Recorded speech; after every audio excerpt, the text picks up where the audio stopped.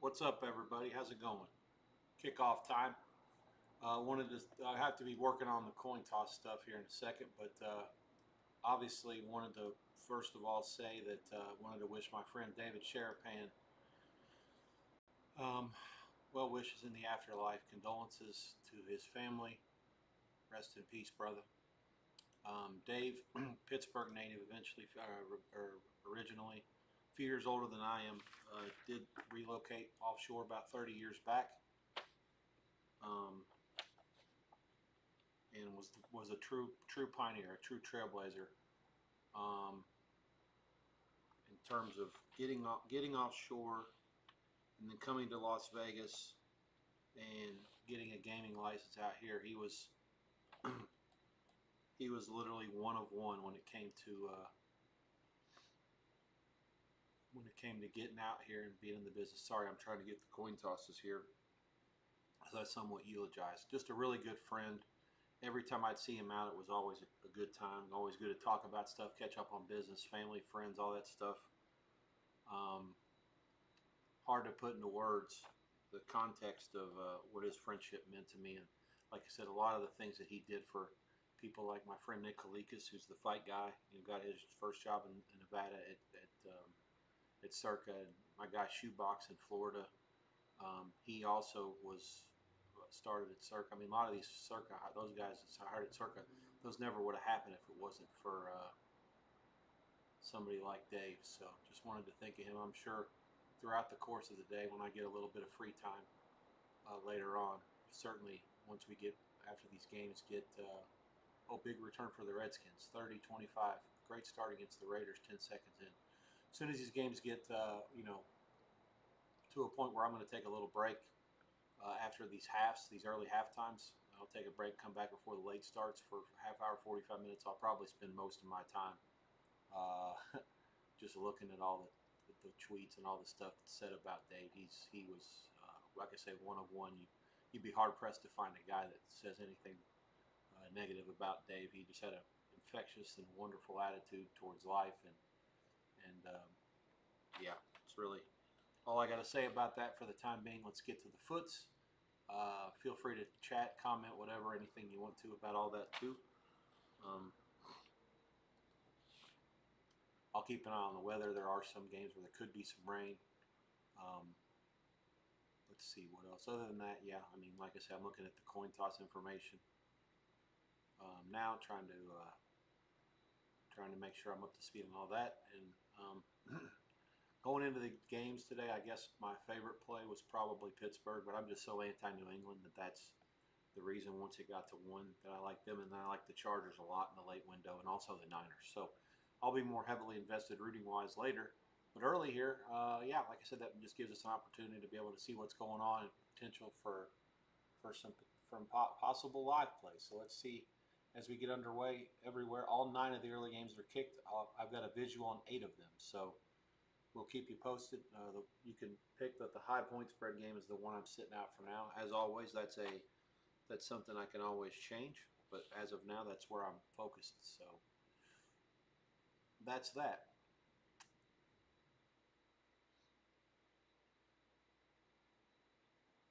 Looks like trying to get the rest of the kicks. Like the Bengals are going to kick to Minnesota. Bear with me here. I'm going to give you all the teams that kicked off. That way you'll have that information in addition to the first halves.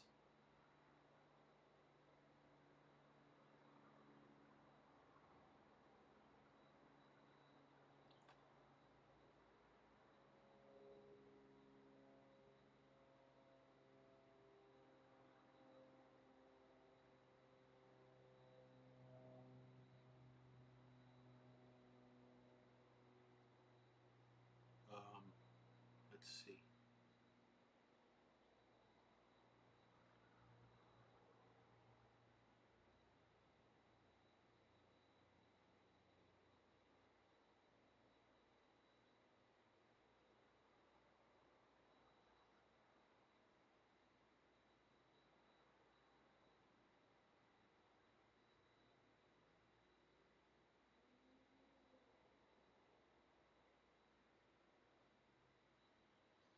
All right.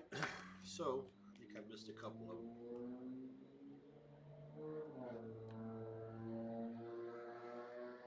Colts are wasting zero time here against Tennessee. Let's see what happens. Ward back to pass. Oh, there it is. Pick six. In the flats to the running back. Yeah, never had a chance. Never had a chance.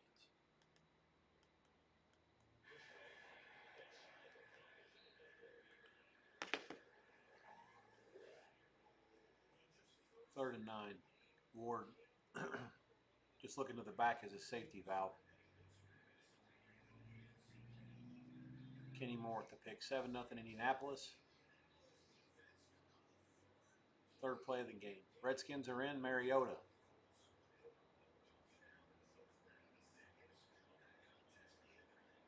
From the 3-yard line, the Mariota was supposed to, I think it was supposed to be a pass, and he ended up running. It could have been a draw. I didn't really see the design. 7-0 Redskins, point pending.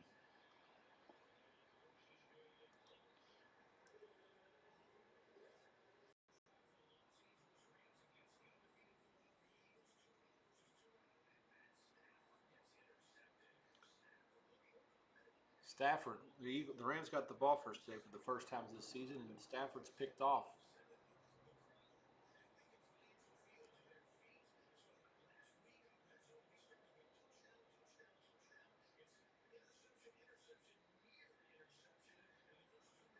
Titans won the toss and took the ball. It didn't work out too good.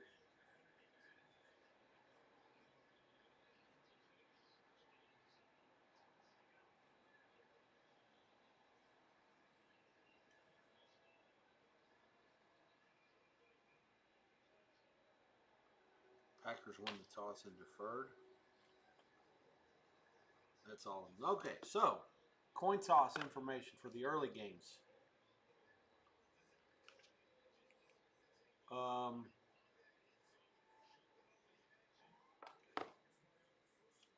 so let me clear this out real quick. I may have hit the wrong button here.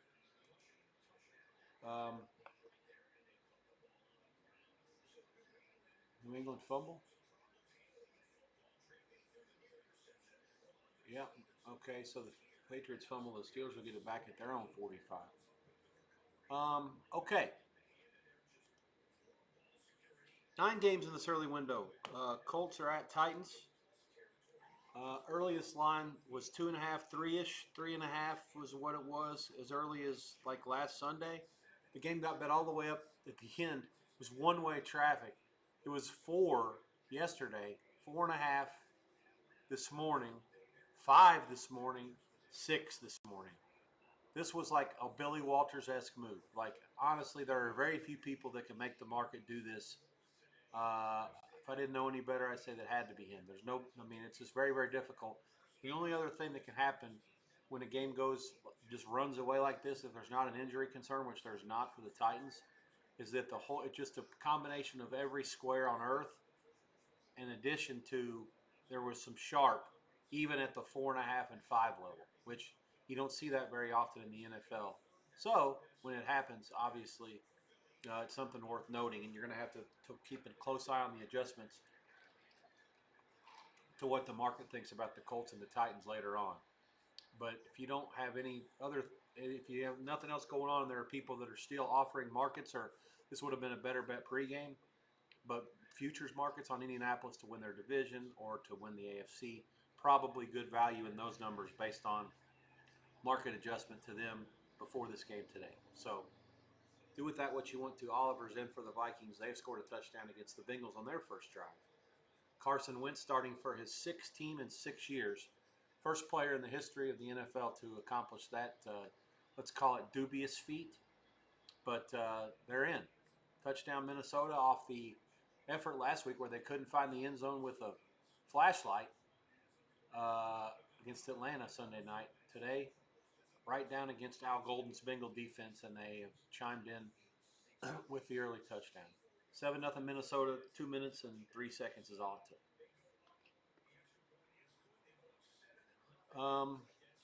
Let's see.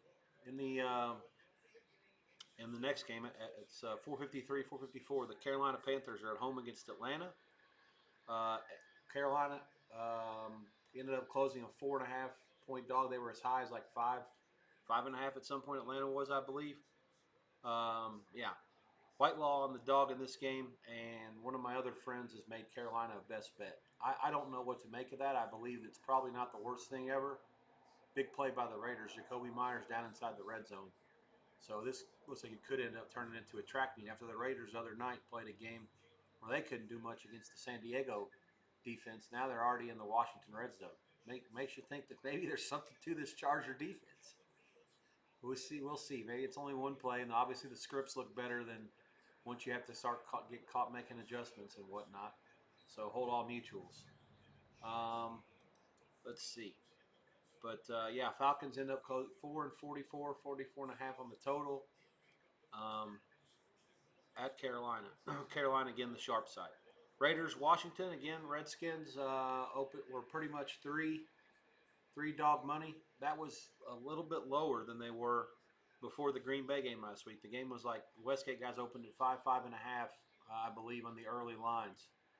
Um, so even though the Raiders got humiliated on Monday night, still the market adjustment was more to take Washington down. That also coincides with no Jalen Daniels at quarterback. But the drop off, even though I think Daniels is a really good player, is not high from Daniels to Mariota because Mariota is probably a top 3 backup in the NFL.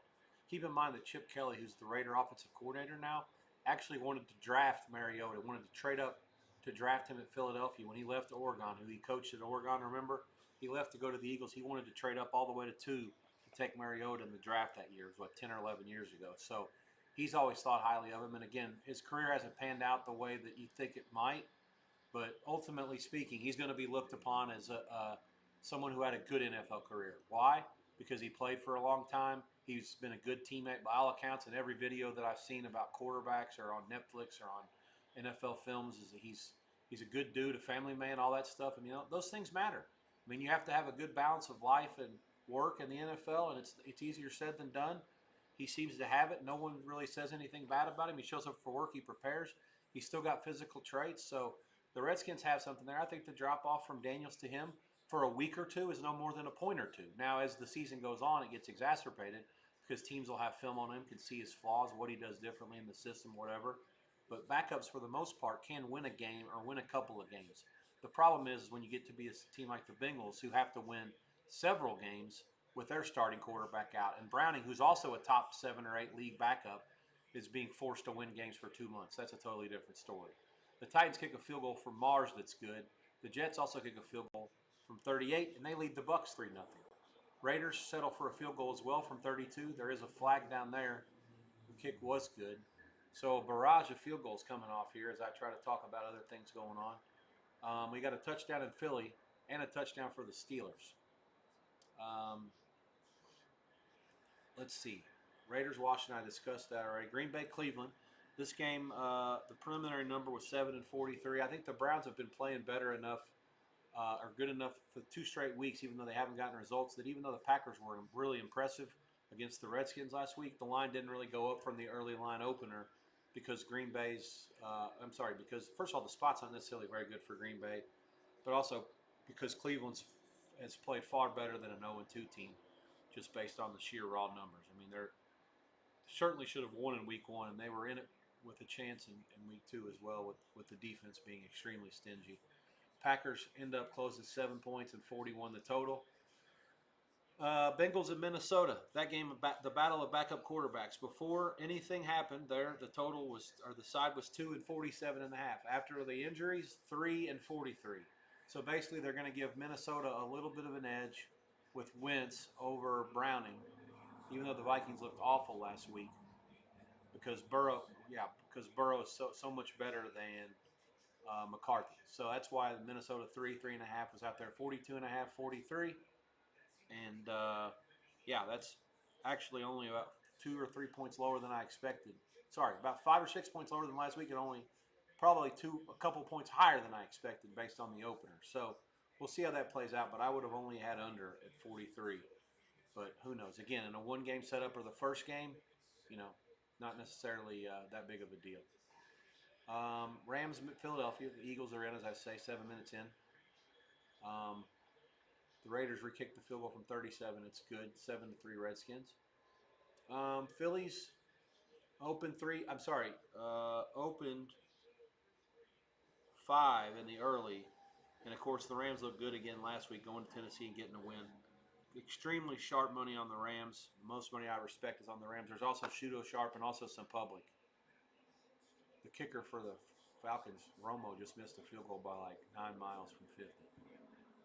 Total slice job. Um, let's see. So the five went away based on the Rams' effort, and even though Philly looked okay, beating the Chiefs, they still were a Kelsey drop away from the game being tied in case he having all momentum last week at home. So they're 3.5, and again, there's sharp money on the Rams. 3.5 at close four. There was some good money for Philly at the end if they're all wanting to lay three. Total 45.5, some 46.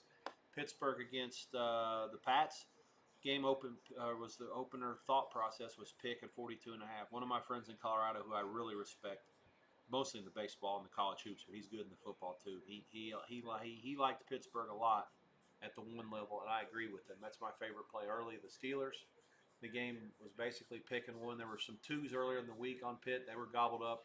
New England has gathered money from people for the third straight week. I don't understand it. I didn't understand it against the Raiders, and I was right, and I won. I didn't understand it last week in Seattle, and I was wrong, and I lost. I don't understand it today, so I'm sorry, not Seattle, against Miami and lost, and I don't understand it today. So I'll just have to see what happens with the Steelers. Um, Pittsburgh and New England. Jets, Tampa Bay. Jets in Tampa. Early price there, 5.5, 44.5. It ended up closing 6 and 43, and the number didn't deviate too much all week. Mostly sharpest people that I respect were all on the Jets as well. The loss of Fields, the quarterback, isn't necessarily a drop off. Tyrod Taylor, I have as the number one backup in the league and probably about the 27th best or 26th best quarterback overall. He's been consistent, if nothing else, for a full decade. He's been really, really good. Just a rock solid contributor, and I expect no drop off for today or for any other of these games that the Jets are going to be playing, at least for the foreseeable future, with him in there. He is that good, and I give him a chance to win this game. Houston and Jacksonville. The first number I saw, Jags 2 and 41.5. The close was 1 and 42.5. Really not much to it. Most of the money that I respect is on Houston. There is some Jacksonville, but obviously the desperation mode for the Texans is real here. 52-yarder for Fairbairn is no good. So 6:40 to go in the first, no score there. I do have an under myself at 43.5, and I was at 43. I forgot to figure out where I wrote that down. That's the only total that I have in this early slate, and really my favorite one of the weekend was under 43 in that game. First half lines I'll give you in a minute. We'll run down what's going on. Let me see if I can see much. It looks like the Panthers are on the move here. They're in the red zone halfway through the first quarter.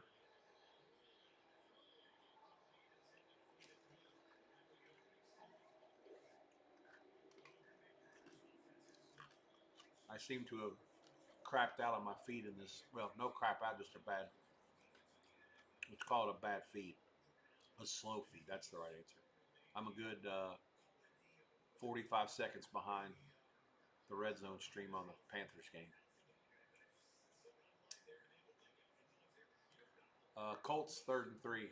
Clock moving under 11 minutes in the first. They're into Tennessee territory after the 57-yard field goal. This is their first possession following the pick six on Tennessee's opening possession.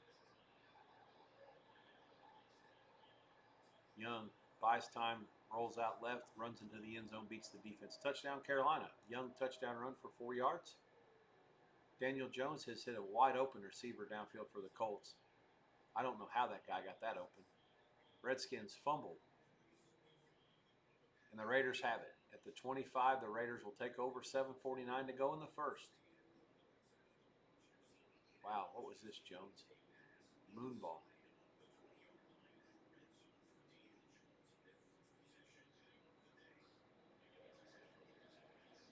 I mean, Downs just ran down there and there was nobody near. Colts will continue their streak to start the season of no. They have had no punts this season through 2 games. Holding penalty there on Taylor's run to the right takes away a 4-yard gain. The Patriots are on the move.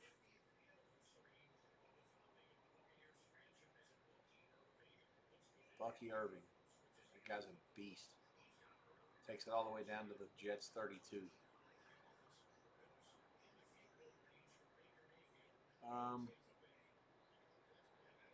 Let's see, commercial. Let's see. Okay, Stafford. What are the Rams up to? Jones fires over the middle, complete. That's Pierce. The first and 20, they got about 15 of it back.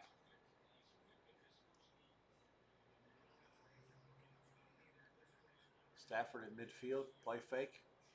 Buys time, he has it. He's going to throw it over the middle. Underneath, it's a first down Rams to the 37 of Philly. Stafford had just one completion for 8 yards in his first 3 attempts. One was incomplete and the other one was an interception. Taylor pounds it off the right side. Maybe gets a yard, possibly 2. It'll be 3rd and 3, a long 3.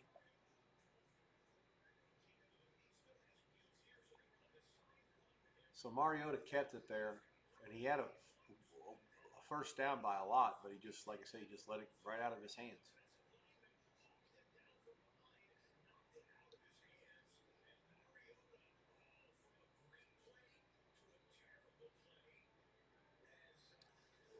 Let's call it a short 4, I guess the TV people say about the Colts.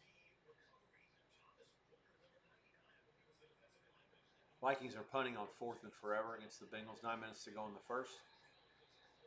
After breaking serve, they have also gotten broken, I guess, if you want to call the tennis analogies fair. Bengals will start their next drive. They punt the 38. Reverses out to the 47-48. Bengals will have great field position to start the next drive. Jags down to the first to the 32 of Houston. That's a first down to Thomas. 5 minutes to go in the first quarter. If Houston were to win this game and the Colts win today in Nashville, the Colts will be 2 full games ahead in the division after 3 weeks. Indianapolis is going to have to settle for a field goal. Schrader lines up a 24-yarder. He hit the winner last week from 45 last week after the leaping penalty, or whatever they call it now, leveraging against the Broncos. Nullified the 60-yard miss and gave him a 45-yarder to make it at the gun. 10-3 Indianapolis, 7:37 to go in the first. 3rd and 5 Rammers. Trips left. Stafford drops back, fires, incomplete. Would have been caught. It would have been still 2 full yards short. As things stand, it's going to be a field goal for Joshua Carty. This is from 51. Got it. 7-3 Philly. 4 minutes exactly to go in the first. My only feed that I'm on the fast feed today, early games, is the Raiders in Washington. My Las Vegas local affiliate Fox is showing that one. So that's the situation. Raiders, Redskins. The one game that I've got, the other 8 are either on delay or I don't have. The TV allotment allows me, because the 2 antenna TVs, I don't have a CBS game, so the Raiders, I only get that one on those 2 TVs. So I'm stuck with trying to figure out what to do with 7 other TVs. I decided it's easiest today to go red zone on one of them, and the other 6 get games. So I got 7 of the 9 games here early. As of now, no Jets, Bucks, and no Packers, Browns. But I am the commissioner of my own televisions. I reserve the right to change them ever how I deem fit. So as of now, that's how things stand. Let me get you some first half prices here as we go meander our way through the first quarters. I want to make sure I'm not being too negligent on those fronts. Let me clear this all off, and let's go to first half markets in the tell you what, yeah, let's do this. Raiders get nothing out of that after the fumble by Mariota, and they're forced to punt it.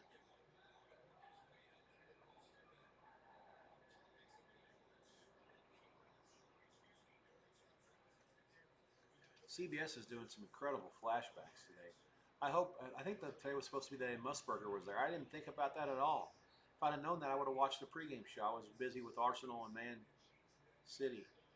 Um, but they're showing Colts flashbacks to like Baltimore and March of Broda and Robert Ursay. I mean, this is crazy. Baltimore War Memorial Stadium. I mean, look, place looks like a cricket ground from the Central America. Total dive. But obviously, stadium maintenance in 1972 wasn't what it is, in 2025. It's crazy to think about some of that shit. Bengals are on the move into Minnesota territory.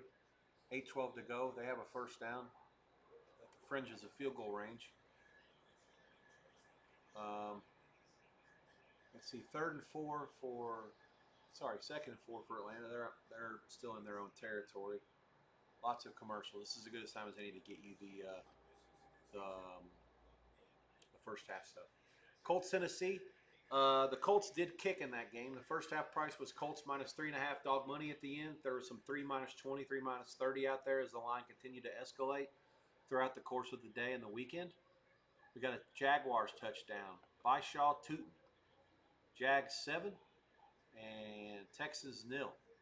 That's with 2:06 to go in the first.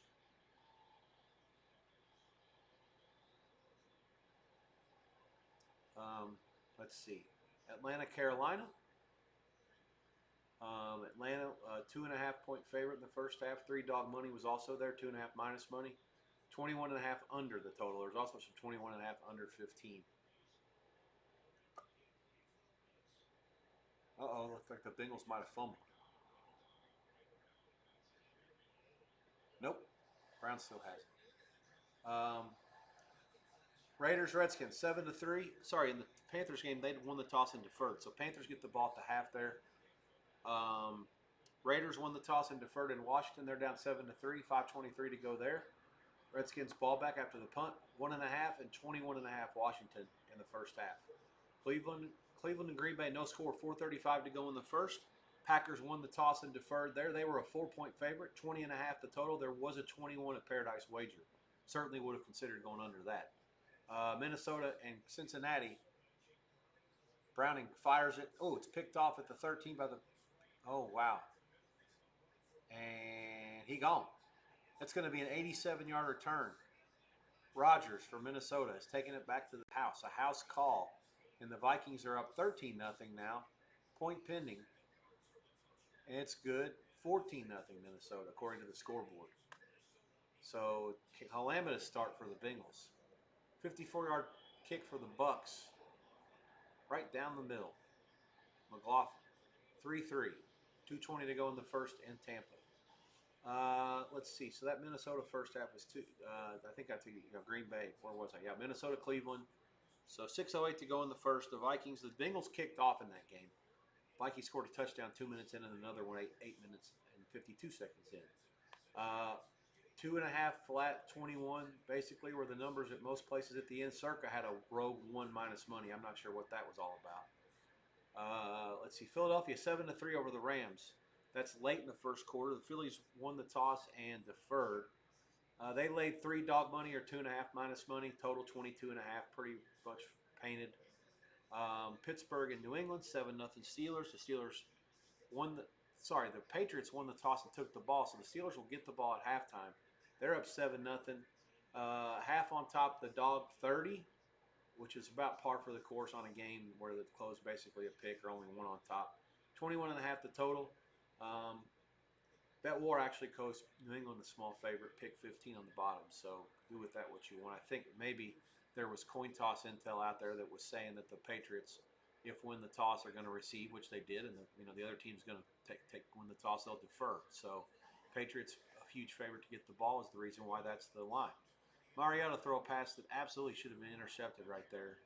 Probably should have been caught first, but it wasn't. ETN fumbles a punt, and now Atlanta is going to take over in really good field position. Redskins 2nd and 20 after the penalty and the drop.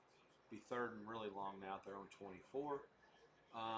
Jets Tampa 3 all now. 2:19 to go in the first. The Bucks Sorry, the Jets won the toss and took the ball, so the Bucks will get it at halftime after kicking to start the game. First half line was 3.5 to dog 20, give or take. Consensus 20.5, 21, and 21.5 are all out there on the totals with various juices. Jacksonville and Houston. In Jacksonville, the Jags kicked off to start that game. 2 minutes to go in the first, the Jags are up 7-0.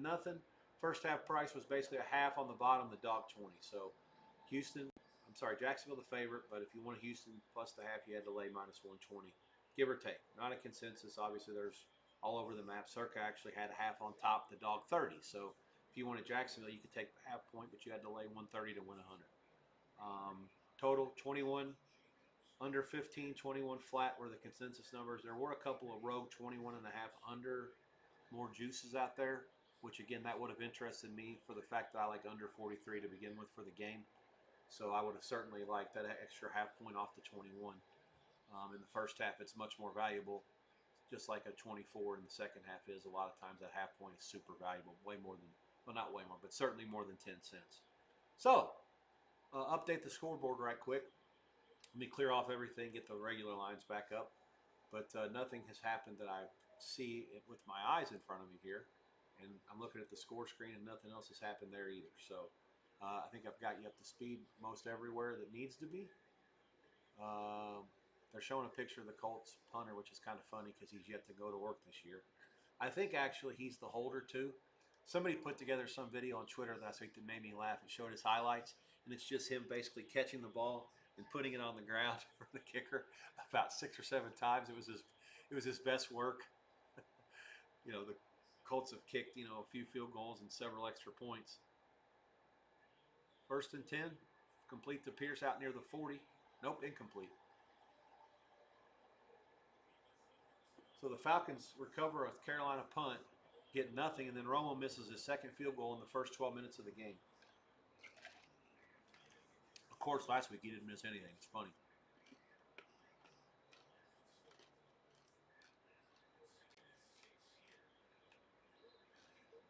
Jones put that where it's supposed to be caught. They called it incomplete, but the replay to me is like he caught it. Yeah, that's a catch. They're going to have to, I wouldn't be, the Colts surely challenged this. Yeah, they did, or they're going to.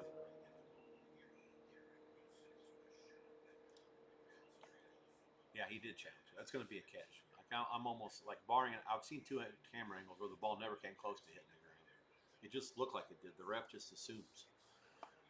Okay, no scores recently. 10-3 Colts. They have the ball against Tennessee in the second. There's a TV timeout, 5:10 to go. And once they review this, and the Colts will have a first down out near their own 40. 7-0 Carolina, 3:28 to go in the first. They'll have decent field position after the long missed field goal by the Falcons. The Raiders and Redskins, 7-3, 2:22 to go in the first. The Redskins did get out of their own shadows of the goalpost with the first down conversion after starting that drive, 2nd and 20. They're into Raider territory. Must have been a big play. I missed it. Mariota tried to set up a screen there, incomplete. So they're in field goal range. Again, I don't know what happened. No score, Pittsburgh or Green Bay, Cleveland late in the first quarter. No visual there. Minnesota 14-0 over the Bengals. Bengals have 3rd and 8 after the kickoff. Big, long 88 or 90-yard interception return for the Vikings after the Bengals were going in trying to tie it. Now it's 3rd and 8 at their own 27. Browning back, gun trips right. And he gets away from one. He can't get away from another. 4-man rush, and the Vikings got him down back at the 18. They'll punt it down 14-0. Rams 10-7 over Philadelphia, and I don't know how it happened yet. Stick with me, and we'll find out together. They had the ball in the Philadelphia 44 as things stand. Stafford was 3 for 8 for 23 yards. Now we're getting a highlight from Green Bay and Cleveland for the first time. Packers in white with yellow draws. The Browns with brown on brown today, with brown helmets and orange letters and stripes on the helmets. Let's get back to that Rams in a second. Pittsburgh 7-0 over New England. Let's late in the first quarter. Jets and Tampa 3-3 at the end of the first quarter. And Jags 7-0 over Houston, also very late in the first quarter. Pete Carroll's having a discussion with the officials about something, not sure what it is. Here's the Stafford pass. Deep shot, Devontae Adams. Yep, that's who it is.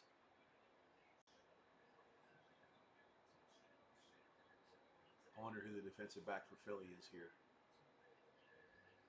Oh, it was a zone.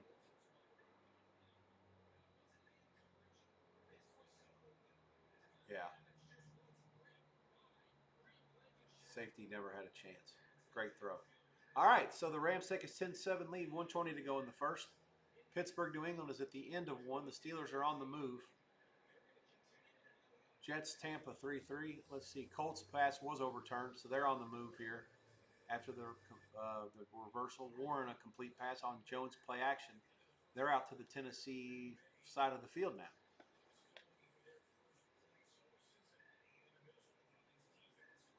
Carolina out near midfield after the miss and a couple of first downs against Atlanta. They're on the move.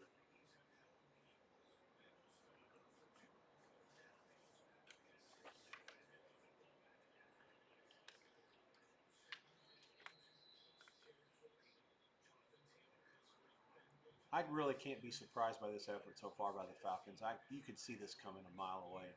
They weren't bad in the opener. They were a little unlucky. They should have beaten Tampa Bay. Then they went out to Minnesota and they punked the Vikings last week.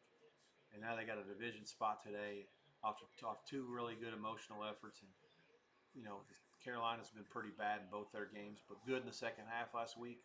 Sort of figured you'd get their best effort today. Redskins, it should have been a pick by the Raiders. The receiver came in and tried to steal it. Incomplete in the end. 4th and 5, they'll have to kick a field goal.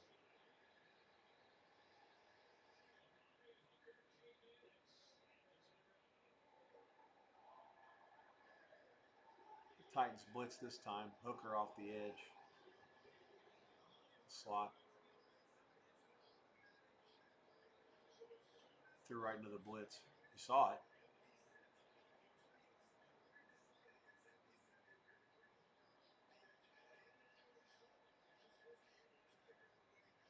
3rd and 7 Colts here.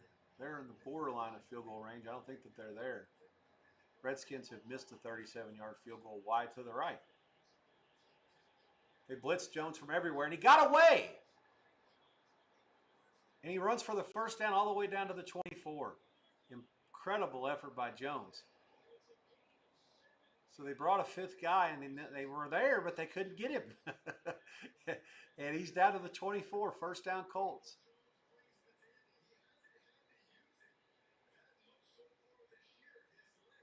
Let's see what's happening elsewhere here. I got, let's see, late first quarter in Jacksonville. It looks like the Texans are lined up to send the house against Lawrence here. Let's see if they actually do it or they drop out.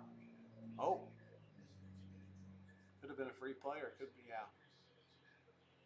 They were coming, at least the guys that were lined up off the edge.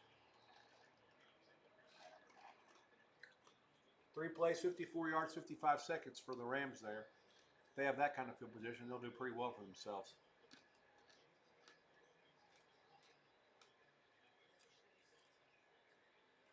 Vikings with possession again. They're out near midfield. 3 minutes to go in the first quarter. The Packers had to settle for 3 in Cleveland. They lead the Browns 3-0. That game is now into the second quarter.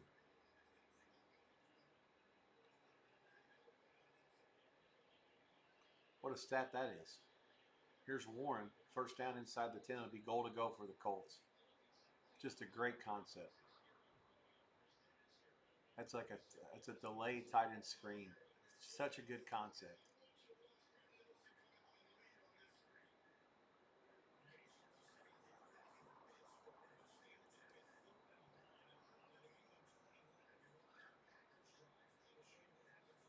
Vikings are going to be forced to punt. Murphy flushes Wentz out of the pocket. They're near midfield. That'll be that.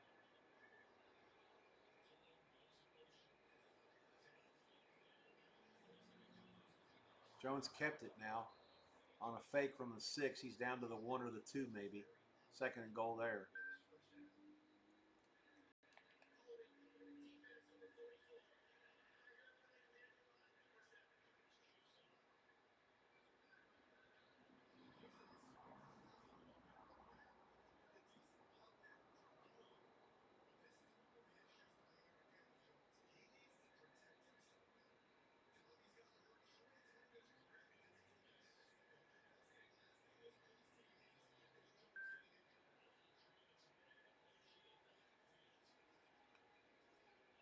Jones fakes, sits, no one anywhere. He throws it out of the end zone.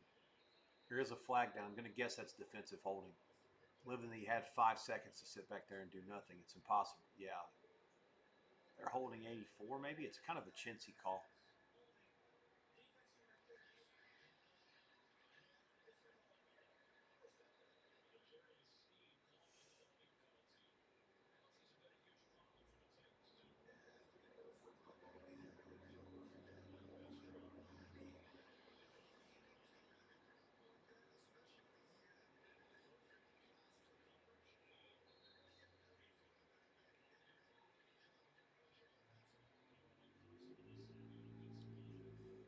First and goal, Colts at the 1 now. There is a flag down. Taylor runs it in if it stands. It looks like the Titans lined up offsides for me seeing the replay for the first time. Yeah. Taylor touchdown run, 107 to go in the first. Colts 16 3-point pending. Rodgers pass to the end zone. DK Metcalf. Steelers 13 zap, point pending. Rodgers now 4th most touchdowns in the history of the league just past Brett Favre, his former teammate in Green Bay.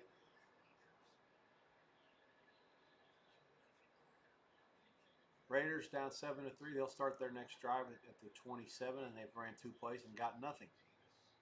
Geno Smith back, fires it into double coverage, and it's going to be, incomplete. Ill-advised pass to begin with, should have been picked off. Good defense by the receiver to make sure that it wasn't, and they'll have to punt.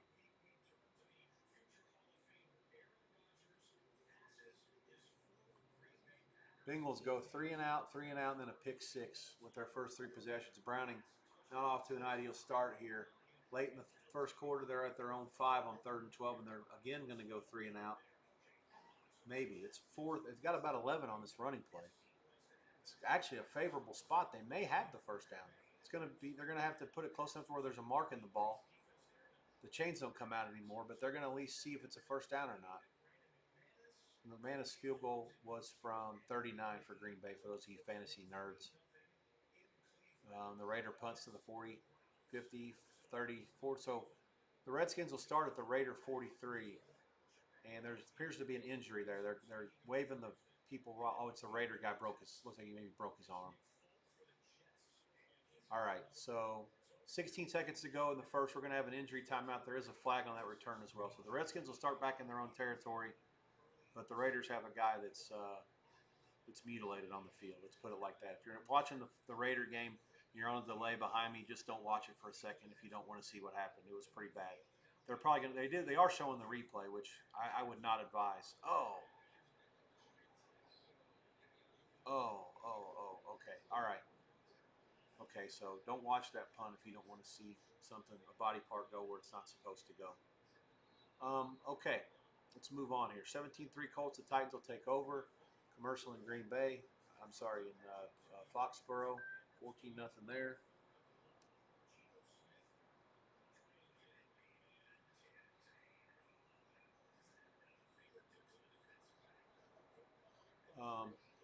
What else? Commercial. Bengals.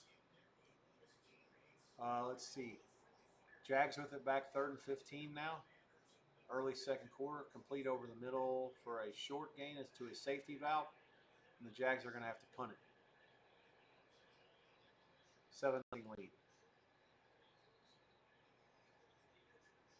Joe Flacco really not much of a chance there against Green Bay's defense. They call a flag. It's going to be grounding.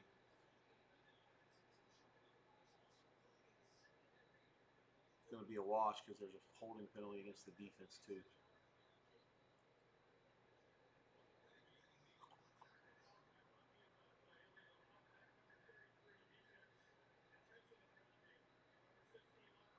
So they snapped it back in there, whatever it was. Tight end for the Raiders, Meyer, is on special teams as well.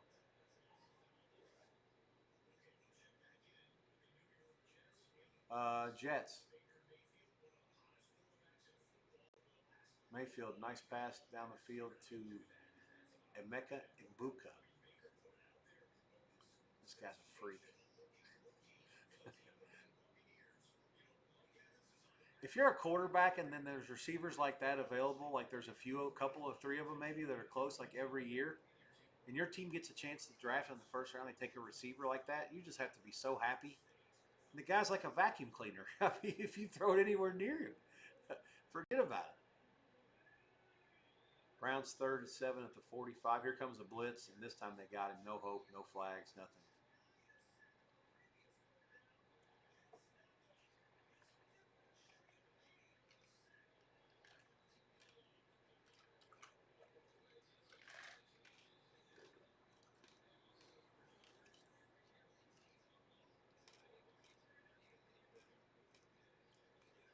If Green Bay fans could travel by boat to Cleveland, that'd not be a very long trip at all. By car, it's a little bit worse. You have to go down through Chicago, I think.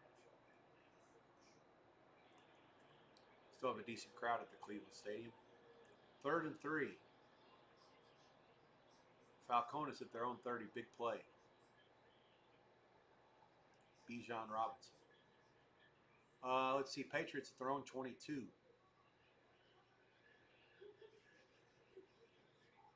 First down out past the 30, 33.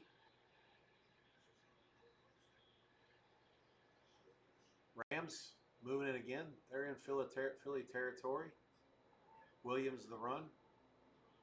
Early second quarter there, 10-7. Stafford's numbers not great by completions and attempts, 4 for 9 with the pick, but he does have the long touchdown pass to Adams.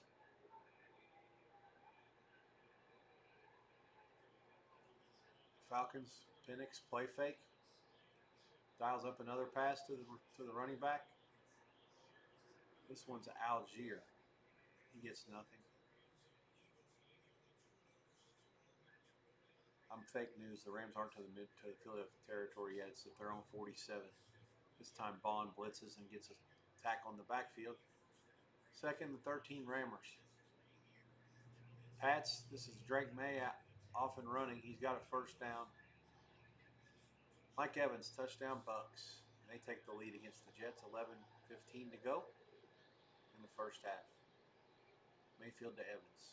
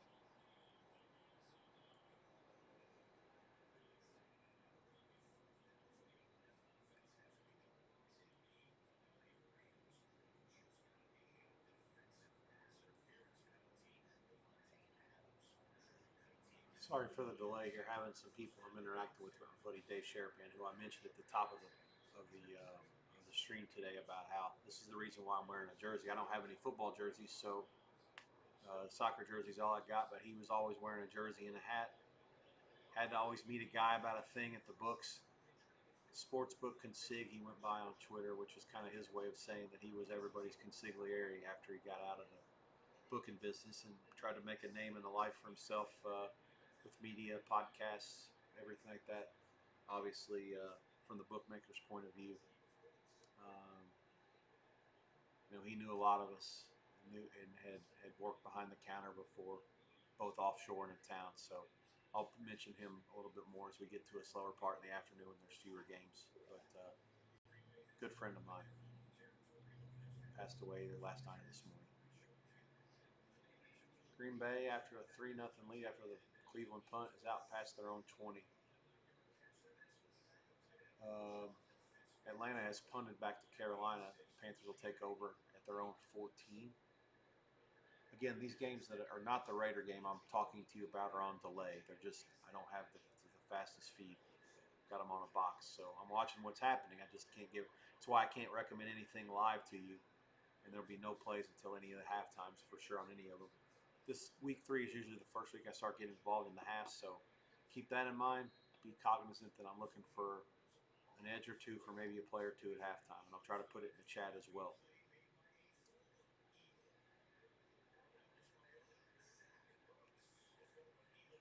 Third and 6 for the Titans at their own 47,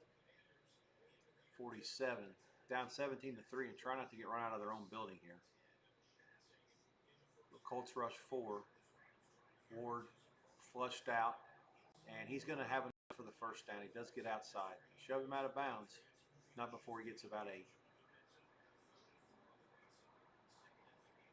Patriots are now at the Pittsburgh 23 or so. Rams are now pounding their way down to the Philly red zone. May on third down.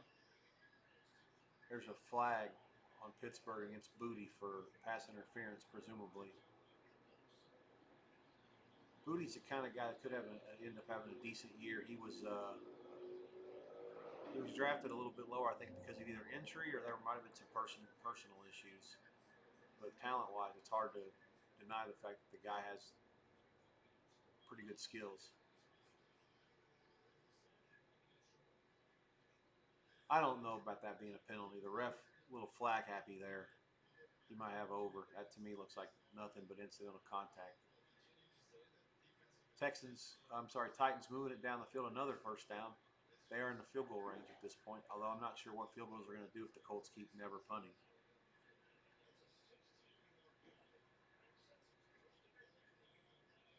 Bengals first down on a 3rd and 7 play. They're out. I think that's Chase's first grab. May, play fake, touchdown pass to Hunter Henry, and it's 14-6 now, point pending. Steelers play looks a little bit less good than it did a few minutes ago before the police escort that the Patriots just got into the end zone. Redskins 3rd and long after the penalty, 3rd and 12.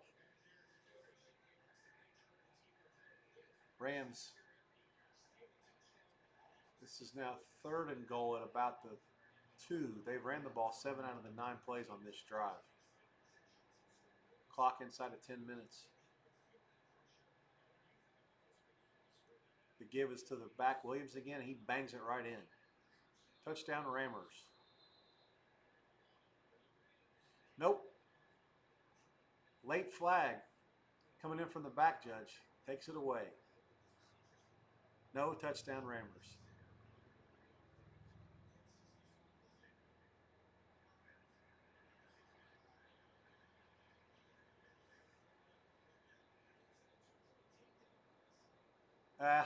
Okay. I mean, it's a run play. You're not allowed to smash a guy and knock him down? Okay, I see it. He did grab him.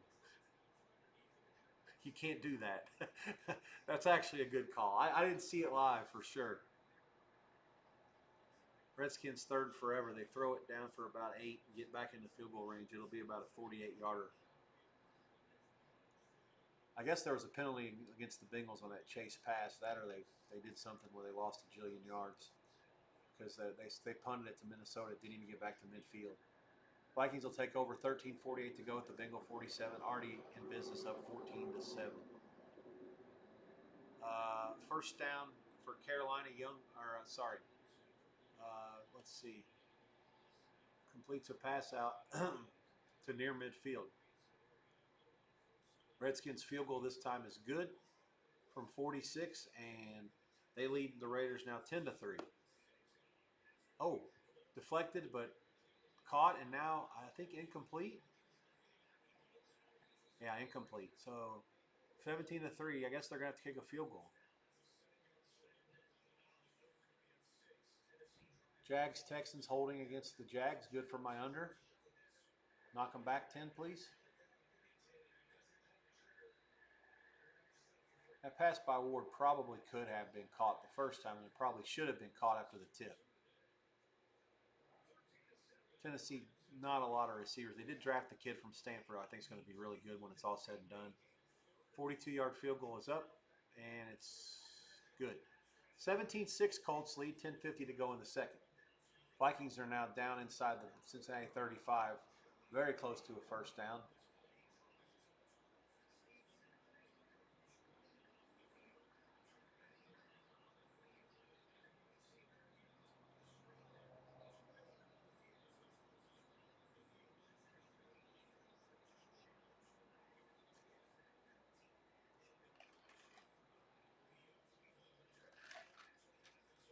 The Jets on 4th and 1 from their own 44 ran the ball, tried to go up the middle, and nothing doing. They go backwards. 10-6 Bucks, 9 minutes to go in the second. Tyrod Taylor, serviceable, about what you'd expect as a backup, 9 for 10 for 60 yards. Taking no chances, taking what they give him. But ultimately in this league, it's very hard to produce touchdowns when your average completion is, 6 yards.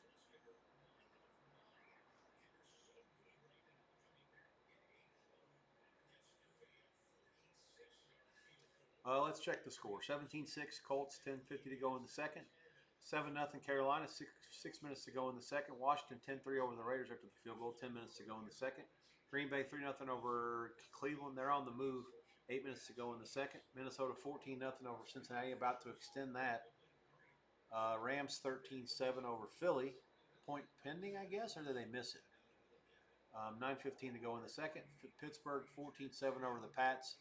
Midway through the second, Jets, Tampa 10-6. Tampa, who has the ball now, a first down away or so from field goal range.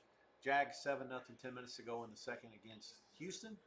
There's another penalty in that game. This one's against Houston for unnecessary roughness. I don't know about that call.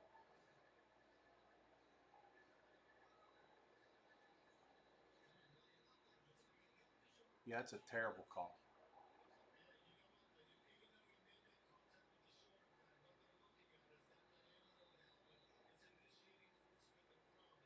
Gene Steratore says the crown of the helmet. I don't like that call at all. If anything, he hurts himself. It's against the Jags, actually. And so the Houston's in business here at the Jacksonville 35.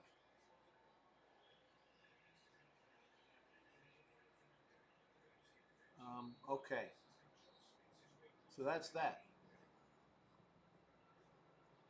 Pittsburgh now out to the 42, 40, no, 30, 34. Man, what am I, dyslexic? So the Rams did miss the extra points, 13-7 in that game. Colts received the kickoff, 30-35. There's a flag come flying in from the back judge again. He winged that thing about 20 yards. Didn't see him, just saw the flag come in. I can appreciate a good flag toss. These guys that can chuck it like 25, 30 yards. You don't even see them when they throw it. Much respect. Geno Smith 2 for 5 for 51 yards. Redskins have outgained the Raiders 183-53. But what happens when you let teams hang around? Tough to know for sure. It's only 10-3. Smith 2nd and 7. Pump, nothing. They only rush 3 to start. Here comes a guy late. Receiver camping out near the sticks is a catch. Be about a 6-yard gain for Myers. Be 3rd and short.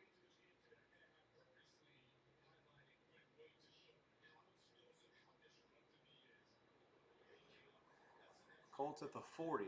I guess the penalty might have been against the Titans. I didn't see what happened. It's good field position for Indy. Play fake Jones.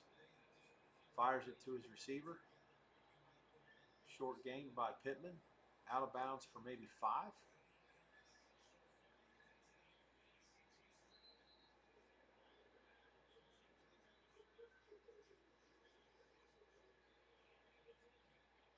Uh-oh.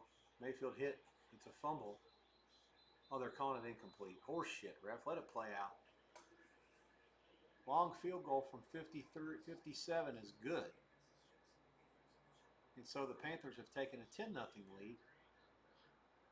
Fitzgerald from way downtown. 10-zap Carolina. And in the live markets, they are now the favorite. And rightfully so, to be honest with you. They've been the better team in this game. No argument whatsoever. Astute work by the Buckeyes got 5.5 minus money. That's very aggressive. Most of the places are 3.5 minus money, 3.5 flat. I think 3.5 is a good number, maybe 4. Again, I'm not going to advocate any live bets. I'll tell you what, I can at least look at it, but I can't, unless it's the Raider game, I can't advocate anything because I'm not watching it live. I'm on a delay.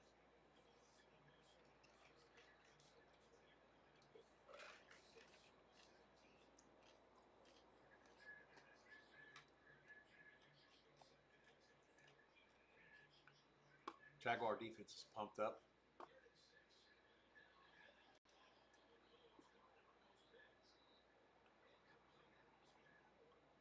The Vikings, I believe, are going to be kicking a long field goal here.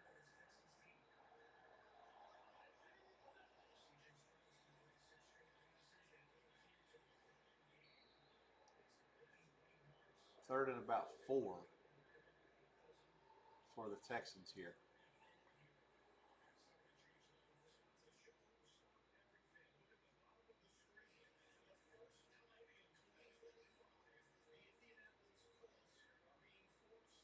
Oh, we got a punt coming. Colts got stopped. So Pittman's 7-yard completion on first down, not good enough. 4th and 5, they lost a yard, and now they punt. Rigoberto Sanchez, 259 days since he last punted. They tried to block it. Punts it inside the 10, it's fair caught. 9:13 to go in the first half. 17-6 Colts lead. Titans will start at their own 9, and that is Indianapolis' first punt of the season. They broke a record. I think it's going back to the 70s, maybe if not all time. Certainly in the Super Bowl era, maybe. And no team in the league's history had ever gone through the first 2 games without punting.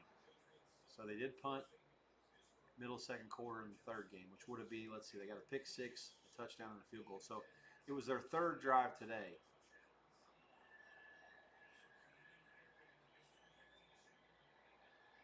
$27-yard field goal is good, and the Texans are on the board. 6:54 to go in the first. 7-3 Jacksonville. Raiders 3rd and 1 at their own 29. Trips left and the running back motions left. Now he's back to the backfield. He's trying to read the coverage now.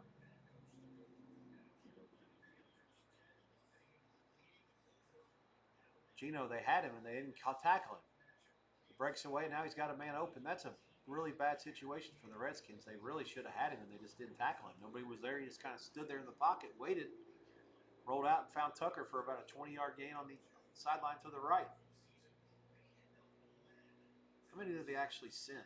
So they dropped some guys in coverage and only ended up rushing the 4, but nobody really got to the point where they could get tackling. He just stood there, kind of waited for the pressure to subside.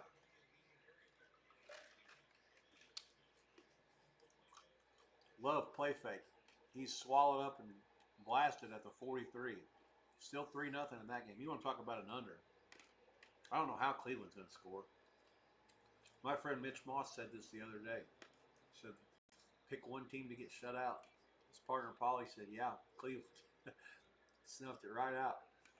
Square as it comes, but absolutely right so far, that's for sure. And what have you seen out of Cleveland so far that makes you think they have a chance? Funny thing is they had a jillion yards, a lot of yards. I mean, yards per point, they're going to break a record for what they did in the first 2 weeks. The Patriots are own 16-yard line. They ran on 4th and 1. They went for it, and they actually had the balls to take the snap and run a pitch play, a toss to the left side. That is, I'll call it stupid. I don't give a shit if it worked. I mean, it's a 10-yard gain, and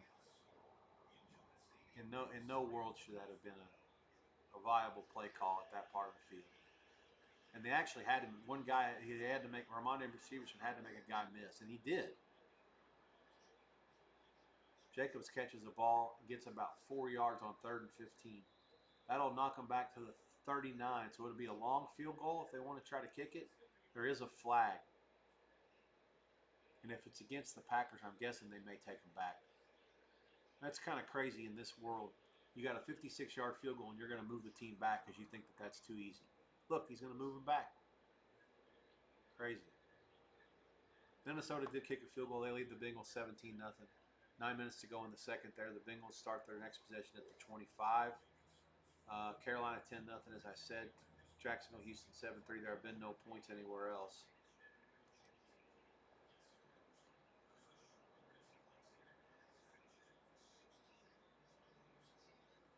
This has been the Raiders' most sustained drive since the start.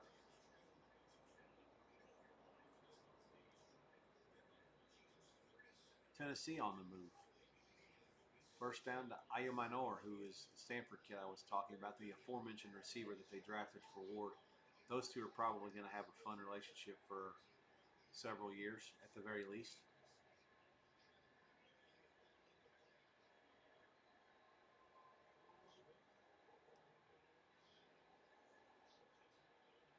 Uh, the Bowers catch was wiped out because of a man downfield in the center, I think.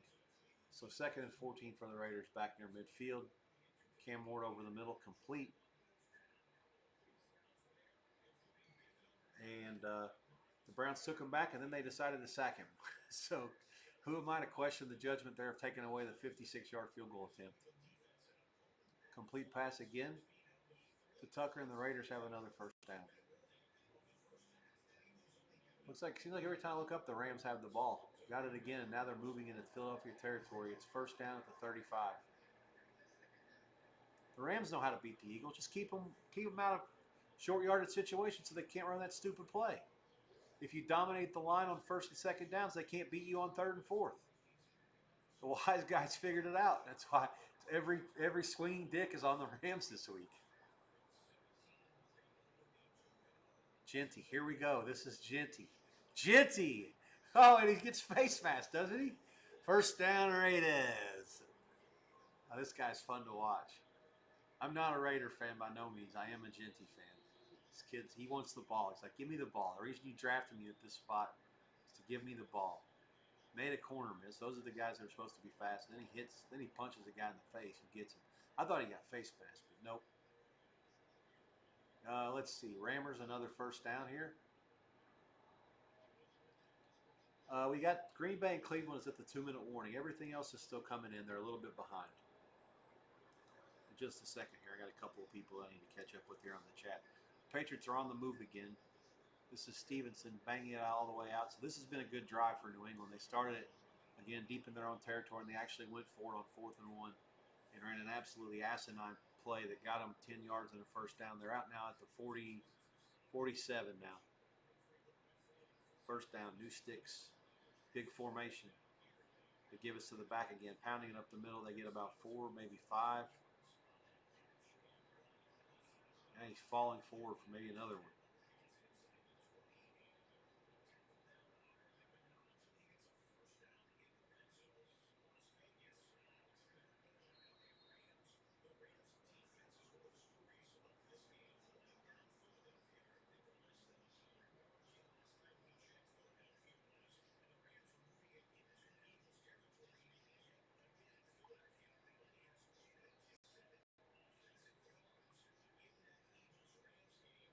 Rammers ball at the 16. Get a yard. It'll be 3rd and maybe 3. Gino. Touchdown to Tucker. And so the Raiders are in. Great drive by them. 10-9 Redskins, 4:20 to go before the half. Cam Ward is jogging off. The Colts have effectively put an end to this drive. Colts had 5 lined up that time, and they did send 5. 44 on the stunt that time was the one that was unblocked and caused the havoc for Indy. I'm not sure what he was pointing at. I'm guessing it had something to do with maybe he thought there was something downfield. So this will be, where is he kicking this from? 64 yards? 64-yarder. I guess he made a 57-yard already. From 64, it's no good. And he gives an F-bomb on the way off. I love it. What the hell was that? 64-yard field goal? He's on the left hash. It started right and never deviated from being right. I don't even know if it had the distance. He was playing a hook. There's no doubt about that. But that's from that distance. I guess you have to play a hook. The Rams have kicked a field goal. 3:43 to go. This is from 33 from Cardi. And the Rams are now up 2 scores in Philly.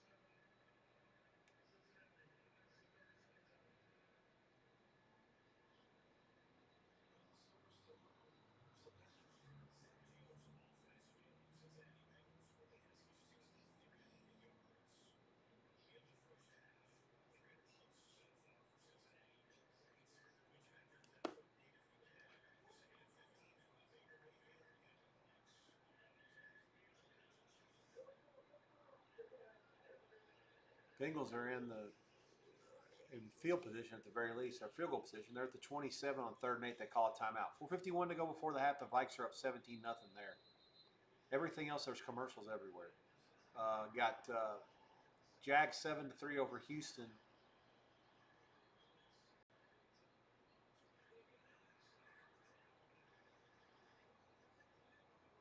Lob pass to Higgins in the end zone was incomplete for the Bengals.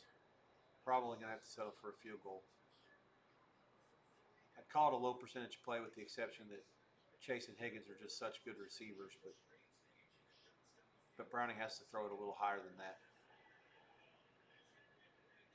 If it's a jump ball, he's going to out-jump the Vikings corner by about 6 or 7 inches at least. Mayfield is blitzed, and they got him. Ball's out. Bucks do get it. 4:45 to go. They're leading 10-6, and they will have to punt. Bengal field goal on 4th and 8 is good. 17-3 Minnesota. 4:42 to go before the half. Let me clear off the scores. There's been no other points anywhere lately. Carolina ball at the 2-minute timeout.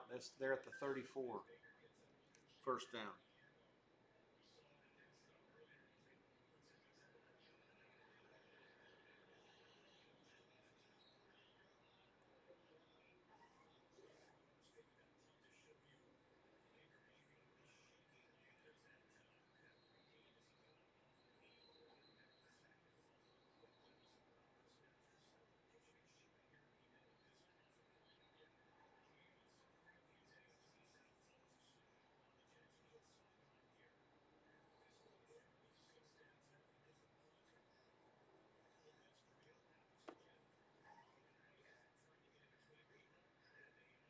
Colts into Tennessee territory at the 34.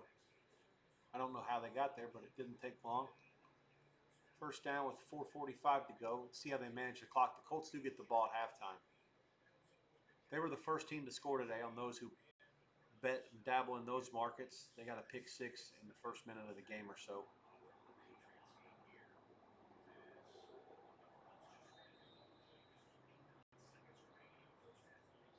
Patriots, 1st and 15 at the 2-minute warning. Play fake, May rolls right, fires, caught. Looks like he was down after about a 7-yard gain. It's going to be inside the 2-minute warning. That's why I guess they're reviewing this. Browns, first down. How much time is left? Is that 10 seconds? There is a flag. No first down.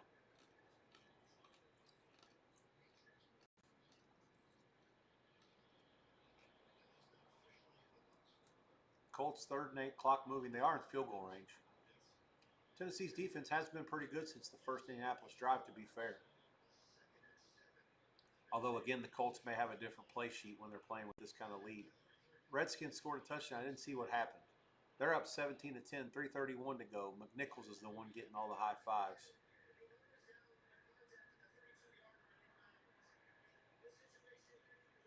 Jones zings over the middle, incomplete. Colts will have to kick another field goal. Oh, it's just a draw play to McNichols, And he broke a tackle. Is that what happened? He broke 3 tackles, 4 tackles. Raiders, that's shit poor. Jesus Christ. Call it like a 54-yard touchdown run. You'll see it on Red Zone here in a couple minutes if you're watching that channel. Or you'll see it on the tape if you're watching on live. Although I didn't see it live. I just saw the replay. You'll see it in a minute. Pretty crazy run.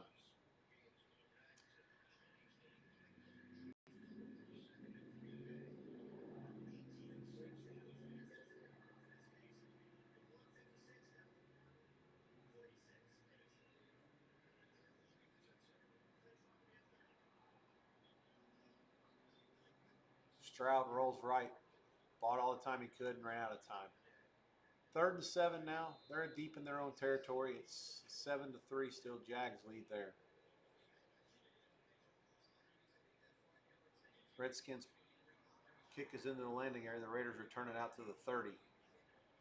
They'll start there. 3:26 to go in the half. 17-10 Washington.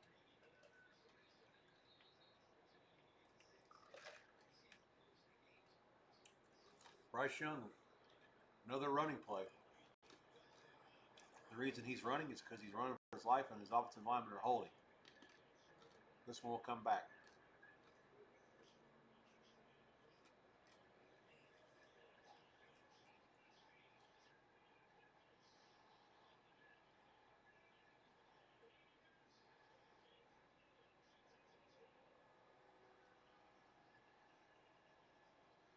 What happened to the Colts? They missed the field goal?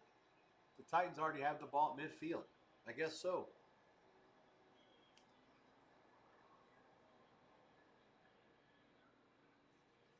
3 games today in the Premier League, 3 draws. Yikes. Good old round robin draw parlay.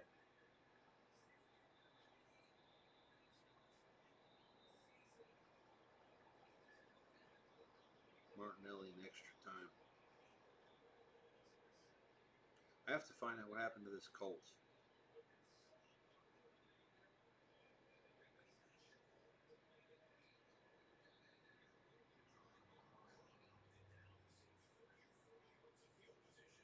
So Strider's field goal was from 51 and he missed it. Okay, that explains it. It's kind of crazy. I'm sitting here counting field goals to be good, even though they're from 51 yards. Just sort of assumed it. I mean, the Colts did too. First of all, they set up a field goal from that far last week, or 60 last week, right? Where was it? Yeah, they played to kick a 60-yard field goal to win the game against Denver, which is asinine. And then, I realize it's indoors. Now the Colts today from the 34-yard line didn't try to. They tried to throw for a first down on 3rd and long. They could have, in theory, thrown short and hoped that somebody would have ran for it. But if not, you add on some yardage and you turn a 51-yarder into a 47-yarder.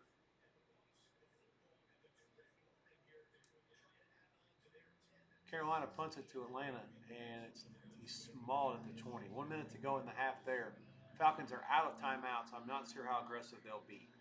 Pats are 1st and goal at the Pittsburgh 5. They've had the ball for, it seems like, the whole second quarter here. This drive's taken all the way from there inside their own 10 to now inside the Pittsburgh 10. Steeler defense played really well the first few drives. Not so much so here on this one. Raiders 3rd and 1 out near midfield.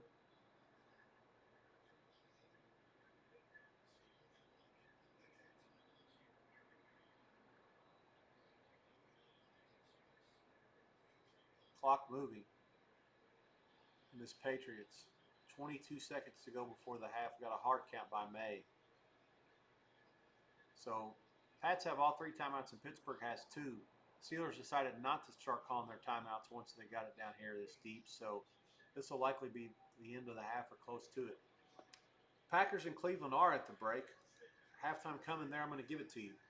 Let's see if we can get some of these things staggered a little bit. The goal is, if as a sportsbook manager, I used to, or anybody that was booking the halftimes, I used to hate it when they would all go in at the same time because it's just a lot of work to do, and the bettors are sitting there targeting 1 or 2 games, and you got to put them all up. It's much easier to put up a line. Again, this is before all automation and the end games were going the whole time. When you have to put something up without any help or no screen, you're looking at your exposure, your position. You're trying to decide if you want to lighten up or add to it, or if what you've seen in the first half matters. Who gets the ball first. All these things play into it, and the more time you have to evaluate, obviously the better. The more time you can sit down and make a decision to put up a number that you're going to want to write the first bet to. Ultimately, the goal is to write a bet, and if you write 2, that's okay. If you write 3 on the same side, that means you made a mistake. If you haven't been able to move it enough to get some buyback. Green Bay 3-0. The Packers laying 4. They do get the ball first. That's a pretty simple number for me as well. 4 flat, 4 dog money, 3.5, -20 at Circa. Offshore everything's 3.5 at BetOnline. Everybody else is 4. Total 19.5. There is a 19 at Circa. I agree with the lower side. 20 under a quarter also existing. I see a 19 over 15 at Amapola. It's also a good number. The 19 to 20, each half point in that area is worth 8 to 10 cents, maybe a little bit more. Game's sitting 3. Rams have kicked another field goal. They go up 19 to 7 here. That's with 10 seconds left to go in the half. Complete effort from the Rams in the first half here. Stafford took a shot. They probably should have had another touchdown there. Receiver was open. It's not a good pass. May throws it and it's intercepted. On 3rd and goal, the Steelers will get it back with 7 seconds left, and the Pats get nothing. It's going to go in 14-7 Pittsburgh. That'll be the next line to come up. 3rd and 2 Titanicals. They run the ball up the middle. They get maybe 1. 42 seconds left there. The clock has stopped. Don't know who called it. Guessing Tennessee. The Colts coach gets super conservative. Nope, fake news. The Colts call timeout. Now they're going to put the onus on Tennessee to see what they want to do. 4th and 1 at it's long field goal range. They'll surely go for it. Colts are basically daring them to do so, though. 42 seconds left. Raiders on 4th and 1 have moved the sticks inside the 2-minute warning. They're out near midfield.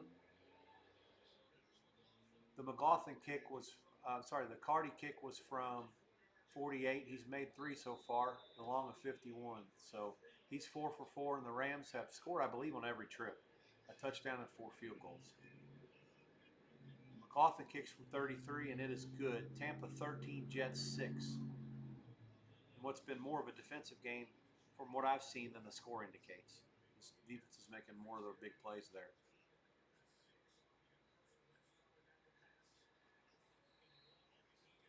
The Minnesota offense moved the ball really well in the first drive of the game, and since then they've really done nothing. The defense has set up a short field for a field goal, and the defense also has a pick 6. 17-3 lead, 2-minute warning there. Pittsburgh, New England is in, 14-7 there. Pittsburgh did kick off because New England won the toss and took the ball. New England a half-point favorite in 23. I tend to agree with that number. Nothing to it. It's kind of what I scribbled down a little bit ago. Before that drive started, if that's what it would have went in, Pittsburgh by 7. Carolina 10-0 over Atlanta. Atlanta 4 and 21. I thought 3.5 was the high mark there. I leaned the dog. 21 over 15. There's probably going to be a 21.5 pop at some point, in which case I'll also lean under in that one.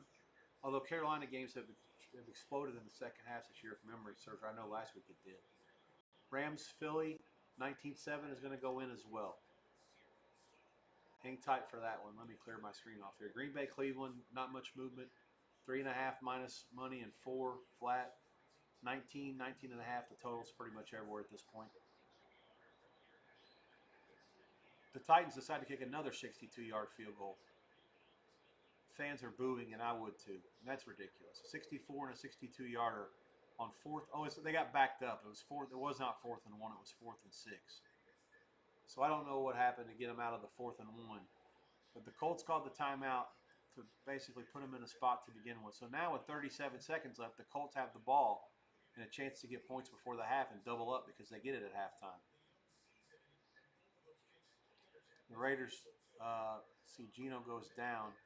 There's a commercial on the main screen. I'm not sure what's going on there. Rams Philly coming up. 19-7 Rams.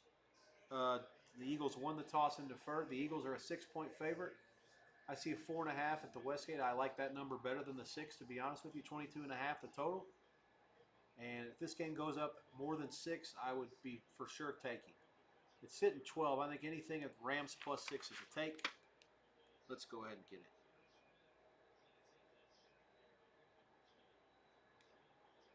Hang tight. Let's see what happens here. We're looking for 6 flat or better.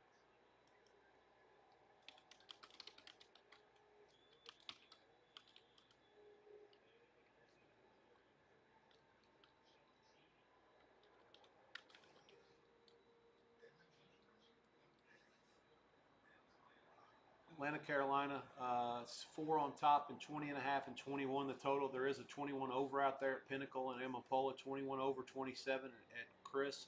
The game is getting bet over offshore, probably because of the first 2 weeks results, I believe, over the 3 of the 4 games, and they've had some history in the past of going over as well. A lot of the database guys like to bet off what's happened in the past in division games. Makes sense. Doesn't have anything to do with today in theory, but it kind of does. Colts are now on the move in Titans territory. 17-6, they lead it at 38. Jones back, fires it over the middle, and that's complete to the 23. They have 1 timeout left, the clock moving. We did not call it. Throws out of bounds now to Warren. So there's 10 seconds, and they still have that 1 timeout. I probably would have called it before that, but they didn't really want to piss it away, just for the simple fact that if you run something to the middle again, you really limit yourself on options. So I guess it's understood.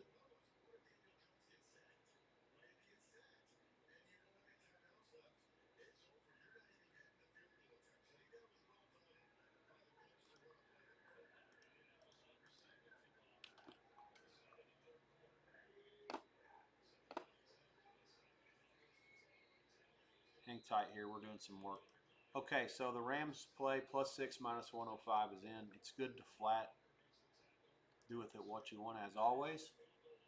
Only play so far. Hang tight for anything else.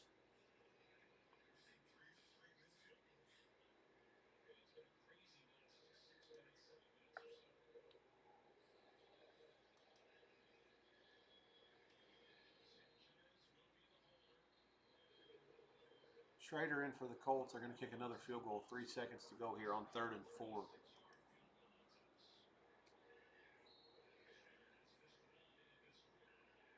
This is from 36. He's been good from 24, missed from 51. Vikings are in for another touchdown.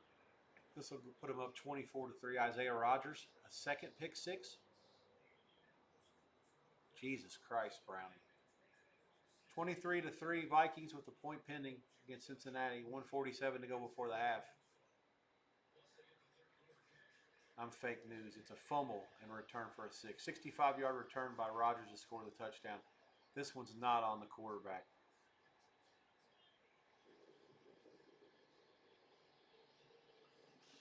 The Bengals do get the ball at halftime, but with Browning as the quarterback, I'm not sure that it's going to matter.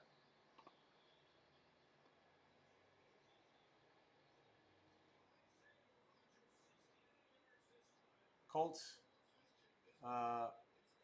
field goal at the break is good. They lead Tennessee 20-6 at the half, and they get the ball first to start the second half.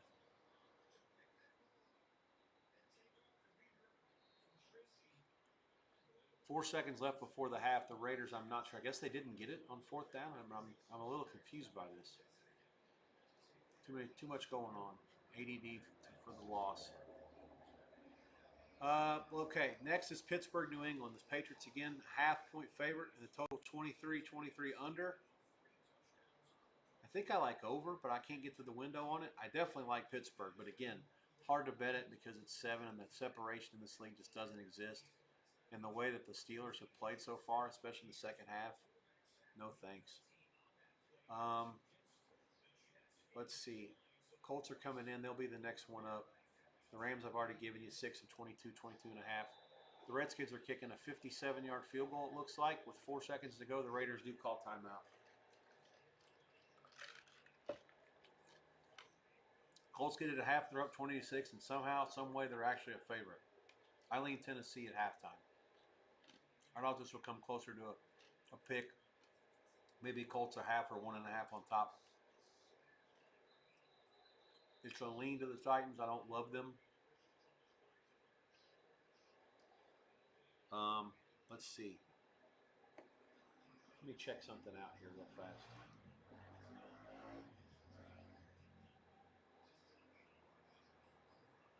Damn it.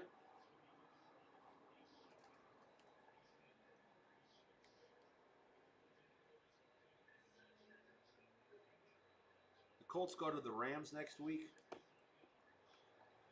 That'll be a very physical game.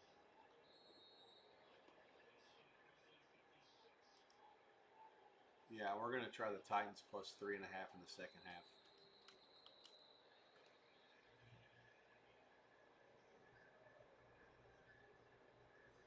Titans are the second play at halftime plus 3.5.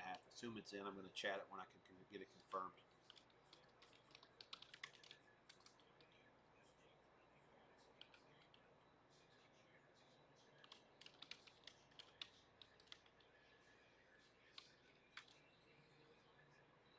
Um, let's run this all down to you again as there's 5 of them in.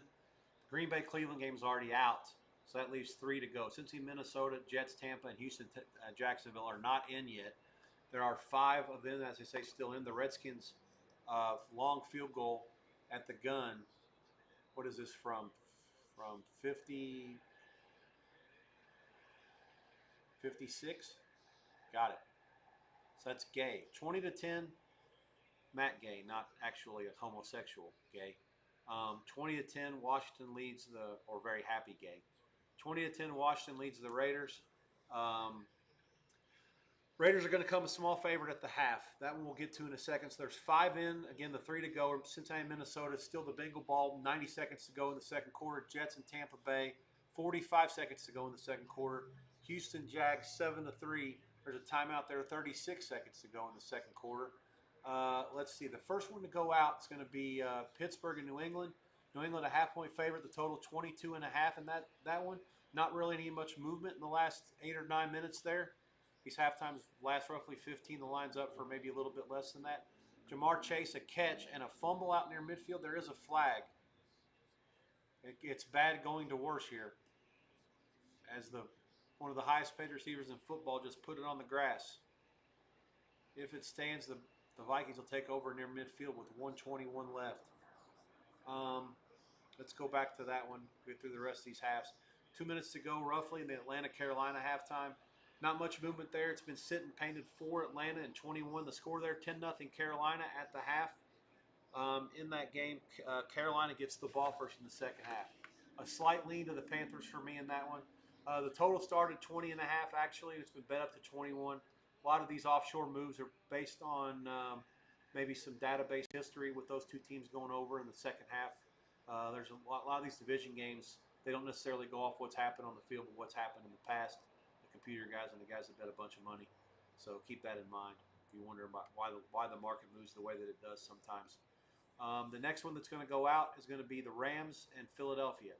Those 3 games are ahead of the other ones, then the Colts and the Titans, and then the Redskins and the Raiders. Then there's another break to the other 3 that haven't gone in yet. The Rams and Philly, basically 5.5 and 6 painted, 22.5. We do have a bet there on the Rams plus 6 minus 0.5. Most of that is gone. I would still recommend a bet on the Rams at 6 flat. You can lay 110 to win 100. You have my recommendation. Thumbs up. Go get it. Go get the W there. Looks like the Jags have the ball. They're showing their kicker. I'll keep you posted on what's happening there. If anything, looks like they've got it out near midfield. 11 seconds left. So that'll be the next one that goes in most likely. The Bucks have scored again. They go up 19-6 against the Jets. Crazy, a game where the defense has really had the best of it the whole half. In the first half, goes screaming over at the end. 20-6 Tampa against the Jets. 17 seconds to go in the quarter, and they're going to get a chance to double up. So the wise guys take the Jets for the 3rd straight week, and they're about to get it rammed up their ass for the 3rd straight week, it looks like. 20-6, the Tampa will get the ball at halftime, and they just scored to go up 2 touchdowns. The next price, Pittsburgh, New England about to go out. Big steam on the Steelers here at the end. Half the dog, a quarter at circa. Also, this is a pick 6 by the Jets. Tyrod Taylor makes his first mistake.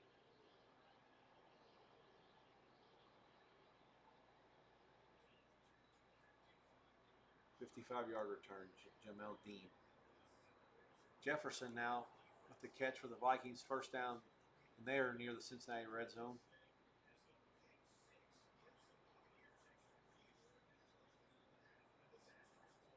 Um, let's see what else here. Colts, Tennessee, 20-6 Indianapolis. 3.5 on Indianapolis. The price. There's some dog money. I see a couple of 3- monies out there. We took 3.5 flat, medium play, second half, just a price. I don't see how it can be this high, given the way that the game's played out. I think the Titans will be able to score points against the bend and don't break Colt defense in the second half. And once the Colts have built a lead like this where they're up 2 touchdowns, I really don't see the incentive to stretch it to more. Mason runs it up the middle and a touchdown for the Vikings. They go up 30-3. 33 seconds to go in the half. It's just a barrage of mistakes by the Bengals. After the first drive by the Vikings, the touchdown that made it 7-0, there was a bad punt in there that led to a field goal. And then there's been 2 defensive touchdowns, one a pick six, another a fumble recovery six, that were both 55 yards and 88 yards. And then you have a drive that was only half the field because Jamar Chase had fumbled it at midfield, and the Vikings just had to take it, 45 or 50 yards in about a minute. And like I said, the Bengals at this point, complete laydown. 31-3 there. No guess as to what the halftime's going to come in that one. Tampa and Jets did go in 20-6. No price yet. Houston, the Jags also in a little bit before that. 7-3 Jacksonville. Let me get to those in just a second. Raiders and Washington, 20-10 Redskins. 7:13 to go. The Raiders did defer. They get the ball at halftime. They are a favorite at halftime, 1.5. There is a 2.5 out there. I like the Raiders at anything less than 2. I would say 1.5 would be worth a small bet. Total is 21 over 15. I do lean over in that as well. So may actually go for some over in that. Let's see, a 21 flat. Yeah, let's do that. Hang tight here. Let me put this in.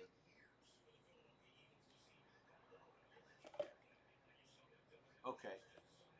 4550 is the order. Let's see what we can come up with. Houston and Jacksonville just in. Let's reset. Carolina and Atlanta are out now. 10-0 third quarter underway there. Pittsburgh, New England also out 14-7 Pittsburgh, third quarter underway there. Rams, Philly 19-7. They're out, third quarter underway. Green Bay 3-0 over Cleveland, also underway, 12.5 to go in the third. No points yet for anybody in the third quarter. Those are 4 games that are out. There are 4 that are in now currently at the half, and there's 1 that's not there yet, Cincinnati, Minnesota. Of the 4 that are in, the next one going to go is the Colts in Tennessee, about a minute and a half away. Colts 3.5, dog money, 20 the total, 20 over 15 the total. There is a little bit of under money as well. No opinion on the total the side. I do like the Titans. We took 3.5 there flat. Raiders, Redskins 20-10, over 21 is a confirmation. I'm going to try to bang it in there now. Raiders over.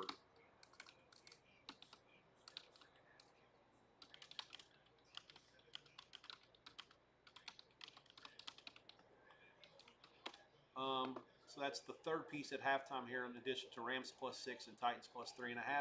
Raiders over. Let's see. The other 2 that just went in.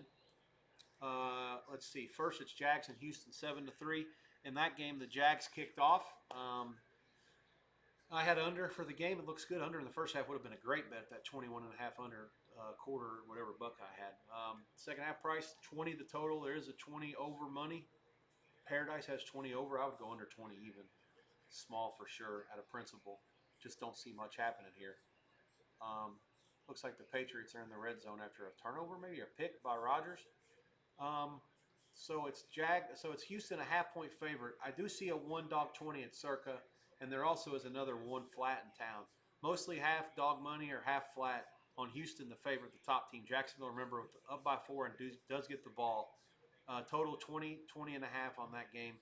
The people betting over probably, again, it's another first half division under, and a lot of times they like the floodgates to break in the second half. I would only have under, no way over, but we'll see. Nothing to it for me. Tampa 20-6 after the defensive touchdown over the Jets. They double up. They get the ball first to start the half. They're laying 3.5.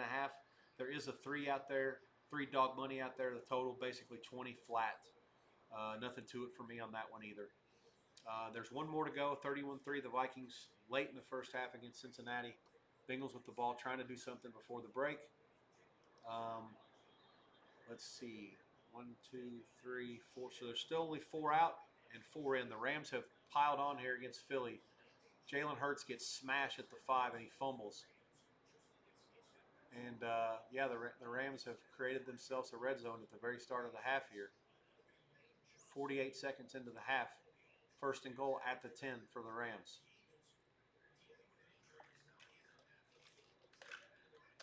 Stafford play fake. Kyron Williams is in, 10-yard touchdown pass. 14:06 to go in the third. Rams 25 to 6 point pending. Rams +6 -05 makes me look like a genius so far. Three pieces: Rams +6 -05, Titans +3.5 flat, both medium, and the Raiders over 21, small to medium 1.5. Basically, the key for me. Most of the pieces I'm going to give you on here to a T are going to be small to medium or medium, 1.5 to 2. Occasionally be a medium to big 2.5 type thing. It's borderline flat betting, but it's not like I'm not going to have a 1 unit play and then a 6 unit play on the same day. It doesn't work that way. Everything borders from 1.5 to 2 most of the time. Small fluctuations. It depends on what we're able to get down at the numbers that we want. All that stuff's important too. But yeah, like I said, when I'm doing the stream with you guys, I got a buddy that's trying to put the order in, and just a matter of what he gets and tells me what he can give me. So that's that. Three pieces on the second half. So that's it for now. There may be something on the Bengals. Let's see what happens here. The Vikings have gotten it back. I don't know how that happened, but Wentz has it. They're actually on the Cincinnati side of the field. Yeah, they're right there at their own 47 with all three timeouts. So I would assume that there's another turnover in this game. It seems like that's impossible. Yeah, another fumble. 9 seconds left, 1st and 15 for the Vikes. 2nd and 15 for the Vikes, sorry.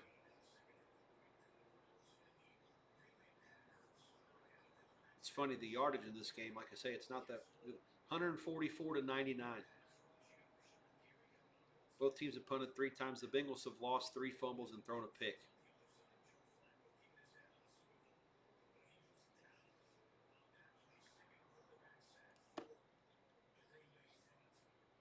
This game is still not in. The rest of them, we now have Tennessee and the Colts are kicking off, so that second half is now underway. So 1, 2, 3, 4, 5 out, 3 in. Raiders, Redskins are going to be the next one to go. And then there's a little bit of a break before the Jets, Tampa, and Houston, Jacksonville. Raiders, Redskins game currently. The Raiders are a half-point favorite. Dog money at the low end at Pinnacle. They're 1.5 flat, 1.5 dog money offshore. The 1.5s are in town. That probably has something to do with maybe the Las Vegas market. If I had to guess, I'm not sure. Bet war -1.5 to dog 15 is the most friendly price on Washington offshore. No clue what's happening in this Pittsburgh and New England game. I need to start paying attention to what's going on in the game. The TV's over here for that one, and the red zone's over here. So I'm like, got my eyes on a swivel. Let's see. So Stevenson fumbles at the dick line, and the Steelers got it. Is that what happens? I guess so. So it's into the end zone, too. So the Steelers have now dodged touchdowns from New England at the goal line twice. Wild situations.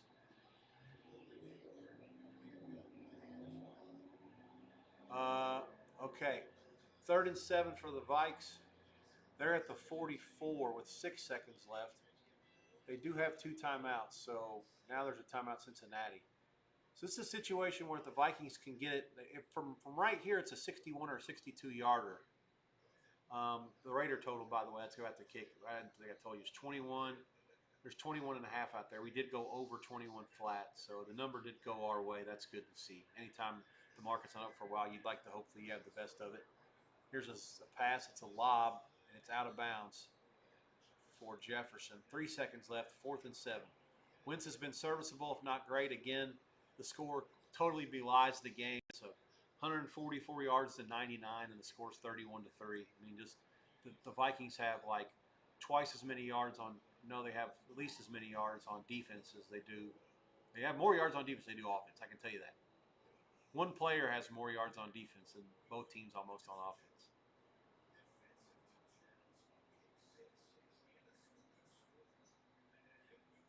Redskins kick off. Second half underway there. The Raiders receive it. Out to the 20, 25, 30. 14:55 in the third. The Raiders start from there. The Colts are 2nd and 5 at their own 38. There is a flag. 16-0 Panthers, but probably not for long. There is a, looks like a pick six, but Penix is standing tight. Nope, touchdown is good.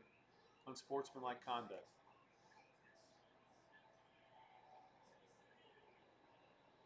So, Chow Smith-Wade and Carolina leads 16-0.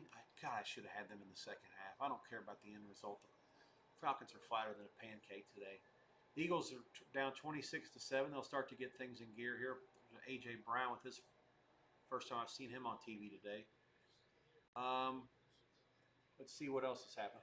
So the Vikings are going to set up to kick a field goal from the moon. Chase is actually back at the goalpost to try to return it short.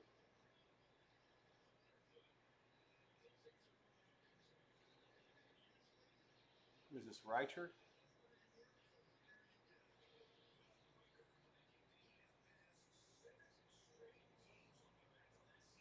62-yarder. And he makes it. He just slides it inside the right upright. It's actually good from, I don't know, several yards further than that. 65, 66 at least. That's a bomb. He did. He hooked it right in there. So 34-3 Minnesota, despite gaining about 150 yards in the half. Just a complete aberration of an NFL game. That's the kind of shit you see sometimes like in a high school game, you know, where you got one team that totally outclasses the other. They're hitting guys hard and forcing fumbles and running them back for touchdowns and pick sixes and all that shit. Short fields they're working with when they keep scoring points because of small punts or good returns. I saw a game that was 48-0 at halftime a couple weeks ago involving, unfortunately, one of my best friends back home, who's a head coach of our alma mater, and they were getting beat by our crosstown rival by 1,000,000 at halftime, and the other team only had, I think that when the game was over, his team got beat 54-14, and we had more first downs than them because the other team just stopped trying after they had, you know, all their touchdowns were big plays and returns and whatever, and they just didn't even have that many first downs. It was all touchdowns. Totally outclassed. This is what's happening here with the Bengals. I mean, the yardage isn't anything, but you got 2 defensive touchdowns, those 2 fumbles that were led to quick touchdowns, 2 field goals off that. I mean, just a totally mushroomed against the Bengals in a 34-3 game that I have no idea how to tell you what the halftime's supposed to be. The other 2 halftimes that are about to go, Houston and Jacksonville. Houston a half-point favorite, 20 flat the total. Jags up 7-3. They do get the ball. Bucks also receive after the defensive touchdown at the end of the half. They lead the Jets 20-6. 3.5 flat, or 3.5 dog money is the price. 3 flat. It's more popular on the Jets. 19.5, 20 the total. Nothing to either of those for me. And the Vikings go up 34-3 at the break. The Bengals are a favorite. I am going to bet them out of principle small. They're down by 1,000,000 at halftime. It's the NFL. It doesn't get worse. It only gets somewhat better. Vikings will completely let off the gas here. I think that they have another big game next week. I think they go overseas. If I'm not mistaken, the Vikings are in England or Germany next week. And I can see that being a situation where you get, you know, the Steelers and the Browns both over in either England or Germany over the next 2 weeks. And the funny thing is I'm not sure. One of those games is probably one of their home games. Pittman is in for the Colts from Jones. Zone coverage just kind of slid himself into a spot. Jones hit him. 26-6 Indy. Bad start for second half stuff. Long way to go. So, yeah, Bengals minus a half flat in the second half. Again, the yardage isn't that bad. You figure the turnover situation would correct itself a little bit with Carson Wentz playing. It might not. He might not throw a pass the whole second half. And it could just be a dead nut under. But I can't have under 19.5 or 17 or any of that shit. Dallas Goedert, a touchdown for the Eagles. He gets it from Hurts, and it's now 26-13 with the point pending. 11:38 to go in the third.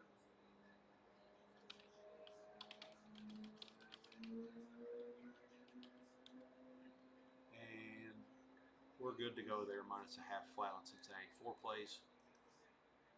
At the halftime, they're all in the chat. I do like over a little bit, too. There is a correlation there, I guess, to it, with how low it was and how bad the offenses kind of were. I think the Cincinnati, if they're going to get back, they're going to have to score some points. Are they capable? I would say no, but Browning did it against Jacksonville last week, and the Jacksonville defense isn't a whole lot worse than Minnesota based on who's playing, who's healthy, etc. right now. So, I don't know. We'll see. Philly marches it right back down to cut the lead to 12. Clock moving in Cleveland. It's 3-0 there. 5:30 to go in the third. I'm gonna have to make an adjustment to some of these TVs with the scores being the way that they are.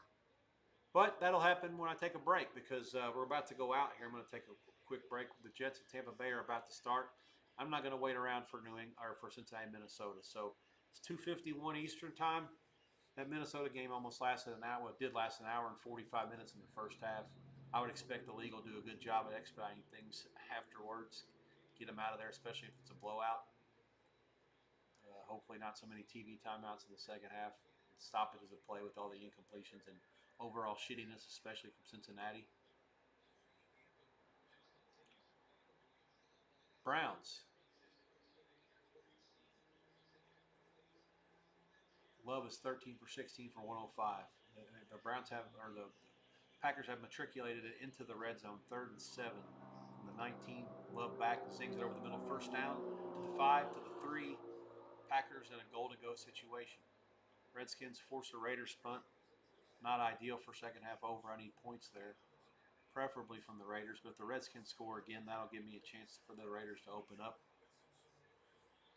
Let's see, 10 minutes to go in the third. Atlanta has the ball down 17-0 against the Panteros. Penix, after the pick six, trying to come back. He's incomplete there. Knocked to the ground again. He's only 13 of 24 for 131 and a pick. Let's see. What else we got going on here? So, everything is out now in the second half. Colts 27-6, Atlanta. Carolina 17-0 over the Falcons. 20-10, Washington over the Raiders. Green Bay 3-0 over Cleveland. Rams 26-14 over Philly. Pittsburgh 14-7 over New England. Tampa 20-6 over Jets. Jags 7-3 over Houston. And the last halftime, obviously, Minnesota leads the Bengals 34-3. And the halftime price on that one, the Bengals a half, going up to a half, minus 15, 20, 25 total. Anywhere between 17.5 and 19. Again, I lean over on that. Just like the Bengals side a little better. No reason to double dip on a 34-3 game. You really don't have a clue. You're gambling ultimately. Just have to hope you have a little bit of an edge, right? It's 4 pieces for me at the halftime here. I will be back. I'm going to put a message here. What is it? 2:53. I'll be back at 3:40ish, give or take. I'll be here, but I'm going to be working on some stuff for college next week. So the next 45 minutes, I'll be around, but I'll be working on some other stuff. Put the mic to the side, sweat the games, enjoy the games, ask questions if you want. Anything else comes, let me know. I'll be back in a little bit to check it out with you. Good luck with what you got sweating, whether it be fantasy, real life, your teams, your bets. May all of it be with you. Enjoy and root for, I guess like you say, root for my 4 pieces if you have nothing to sweat. And I'll root for close games and a good sweat once we go into the last hour here. I'll catch you, like I said, in about 45 minutes.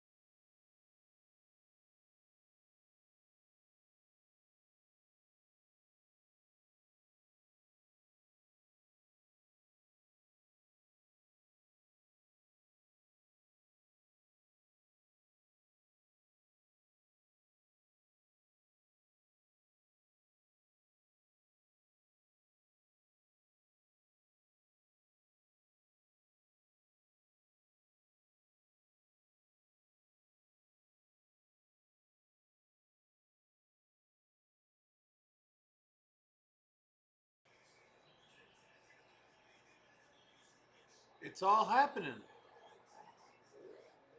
The Jags are trying to spit it all the way out.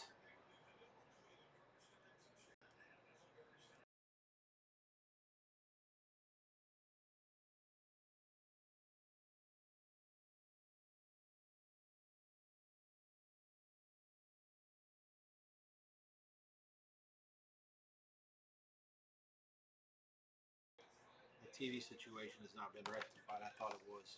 Looks like I left one of my remotes up there. Be right back. Yeah, it's all happening.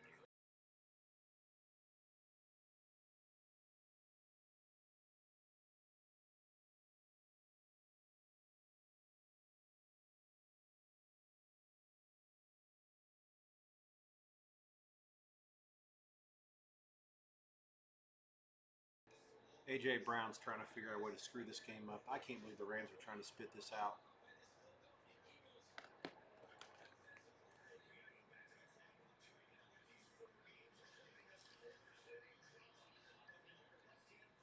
Culture and again.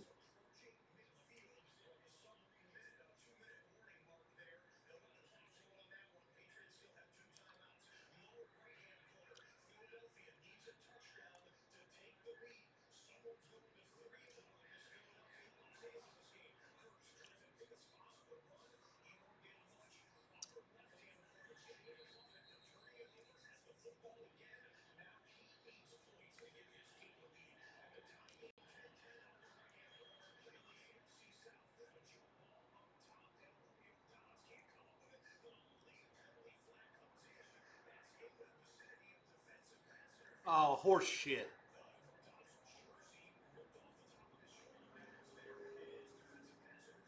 Okay, let's see. Where are we at here? Let's try to hit a reset. I've been gone with you for about an hour. I'm sure you guys have been paying attention.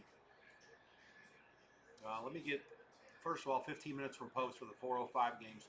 I'll have Denver and the Chargers on my local,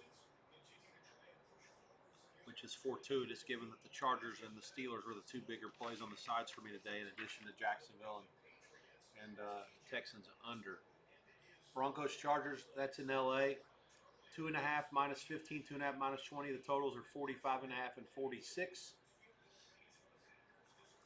Um, the other 4:05 game, New Orleans is at Seattle. Seattle 7 and 41.5, 42 on the total. Uh, the two 4:25 games, Dallas at the Bears. That's mostly the national game, and we also will get this one on fast feed here. So I'll be with you fast on Chargers, Chicago, and slower on Seattle, Frisco. Dallas a 1.5 point favorite, mostly ones, 49.5 and some 50 out there. And Arizona, Frisco, Niners 1.5, and I also have the Niners against Arizona, which me left there, and all the contests and pools and everything like that. Nico Collins fumbles, so the Jags get it back. Um, Niners 1.5 and 44.5 at home against Arizona. Obviously, some injuries for the Niners, especially on offense, but that seems really, really cheap. Patriots now fourth and about 2 at the 29. 108 to go.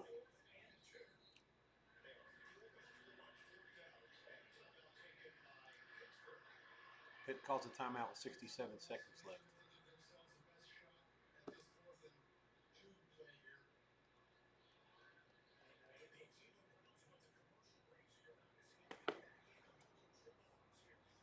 Eagles have the 2-minute warning. Second and goal from about the 8. The Rams have 2 timeouts. Sorry, the Rams only have 1 timeout left. The Eagles have both. Sorry. Jesus Christ, Rexy. They have 2 and the Rams have 1. They have it at the 9, 8.5 yard line. Second and goal. The Colts scored again, 41-20. They lead Tennessee. Carolina, Atlanta, 30-0. That game is final. First one to go in. Redskins 34-16 over the Raiders. I need somebody to score some more points, at least one more point. Which there's no rouges in American football, so I need some other score to get the second half over the total. Cleveland, Green Bay tied at 10, 2-minute timeout. Minnesota 48-10 over the Bengals, 10 minutes to go in the game. 26-21 Rams at the 2-minute warning. 26-21 Rams over the Eagles. Eagles ball at the 9. Pittsburgh 21-14, 58 seconds. Again, as we told you what's going on there. The 4th and 1 for the Patriots. He caught it at the 32, and he got, no, sorry, the 28, and he got back to the 28. And the line of scrimmage to get was the 27. After he caught it, went backwards, that was it. So Steelers are going to take over on downs. Pat's only one timeout. That's going to be the final. Pittsburgh escapes. After a barrage of New England mistakes today, their defense really deserved better. They played well. 21-14, Pittsburgh's going to win it. 26-13, Tampa over the Jets. Jets with the ball. 4 minutes to go. 1st and goal, Jets. Trying to slide in the back door here. If they can get a touchdown here, that will cut it to 6, which will put it right on the number. Probably bad for a lot of people. Certainly 4-down territory on 1st and goal here. Quarterback drops back. Taylor fires it complete to the 4 and out of bounds. Clock at 3:53. And then Houston and Jacksonville, 10-all, 2:21 to go. Jacksonville ball starting in their own territory after the Houston turnover. Big play, Lawrence on 3rd and 6, runs it out past the 30, 1st down, Jags. Those are the plays that he made in Clemson.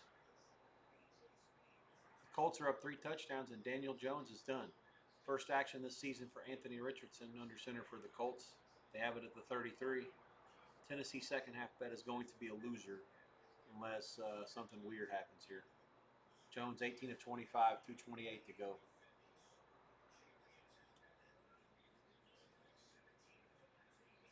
Jets throw it into the end zone, incomplete off the receiver's hands. It's going to be 3rd and goal at about the 3, the 4. I think I forgot where he went out of bounds. Steelers one more knee. Patriots not bothering with the timeouts, and that'll be it. 21. They only had 1. 21-14. Let's see. So now it's a 4-yard gain to the back. It's going to be 3rd and goal to 4 for the Eagles. What do? Their goal is to gain 4 and then 2 and then 2 more. 15 plays and 88 yards now. Almost 7 minutes off the clock. They put all their eggs in this basket, that's for sure. Even if they get the touchdown, they're not quite going to be able to run it all the way out. Defense has been good since. Raiders are in. They've cut the Redskins' lead to 34-24. Some window dressing here with the last 2 touchdowns. Trey Tucker, 8 for 145 and 3 touchdowns. Those of you who play fantasy football are going to be sprinting to the wire to figure out who he is. Number 1 for the Raiders. 9 targets, 8 catches, 145 and 3 touchdowns. All are career highs. He and Geno have been the only guys that are Geno's. That's been his guy today to do all the damage against the Redskin defense. Hurts passes it incomplete to Brown. He's yelling at the ref. There's nothing about the ref. The ball was terribly thrown. 4th and goal. 151 to left. The Rams by 5. Again, 2 timeouts left for Philly. Jets touchdown. I think touchdown. We're talking about it. 3:40 to go. It looks like a catch. We'll find out in a second.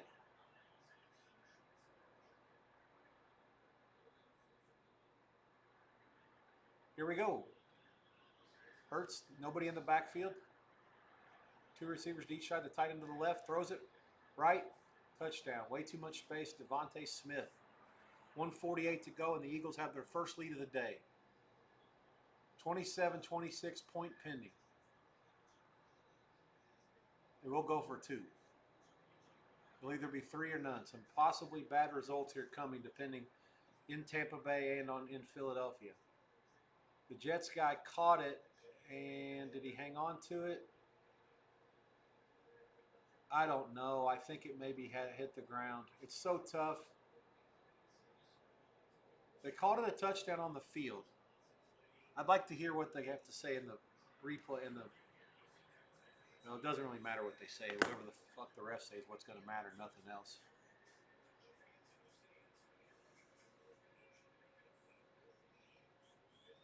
Two-point conversion for Philly to put it on the number.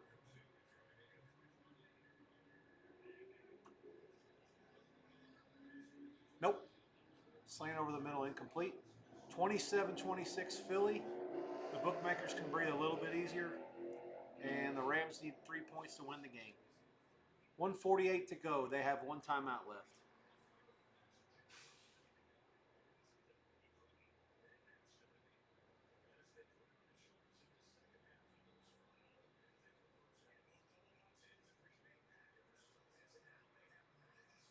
Pittsburgh 21-14 over New England, and Carolina 30-0 over Atlanta are both final. The Jets touchdown evidently stands. All right. Raiders have cut the Washington lead to 34-24. There's still 3:41 left up there, and the Jets call stands. So they're now cut it to 26-20 after the point is good. That game is all over the number. 6 has to be the worst score there. 26-20. Let's see. Redskins 34-20. Third down for them at midfield. And those route concepts by Philly are so easy. I mean, like I say, if the quarterback, as long as he doesn't screw it up.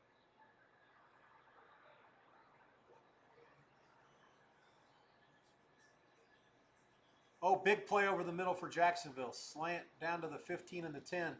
And now it becomes a clock management game. 1:52 left there. The Texans have 2 timeouts left. Out of bounds there, so the clock does stop on that play. Packers third down, 1:08 to go, and they're going to have to. The Browns are out of timeout, so they're running it to kick a field goal here.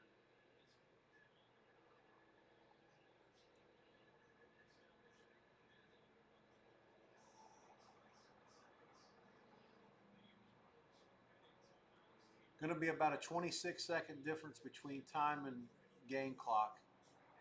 Packers still have 2 timeouts left.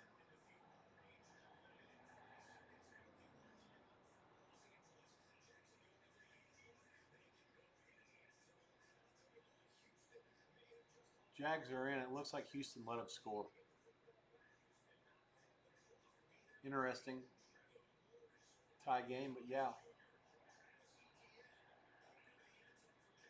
So the Thomas catch was big for the first down, and ETN runs it in. So it's 17-10 Jags with 1:48 left. The Texans have 2 timeouts left. 17-10 Jacksonville. If I lose my under 43 on this, I'm going to lose my shit. Be the worst beat of all time. Somehow 17 all, it goes to overtime, and then both teams get the ball. Can you imagine this? It could technically fall 43. 23-20 is in play. That'd be sick. Stafford, huge play to Nakua. They're into Philadelphia territory, only about 5 yards behind field goal range. Inside a minute to go.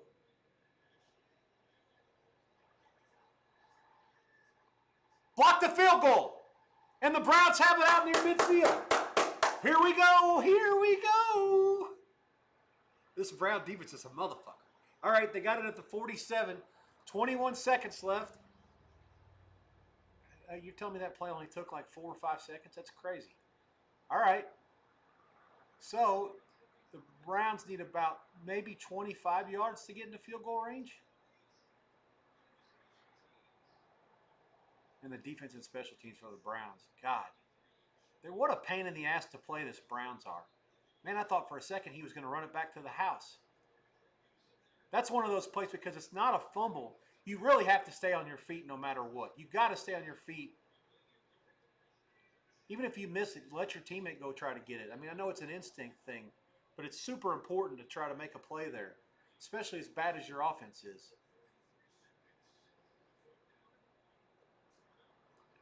Parsons a little antsy there. He was jumping. Colts beat the Texans 41-20. That's final. Redskins scored another touchdown. Second half over, obviously, the right way. 41-24. 2:05 left in that one. Baker Mayfield, monster play. First down, Bucks. 3:25 to go, and they are in field goal range. Huge run by Mayfield. Jets have 2 timeouts left.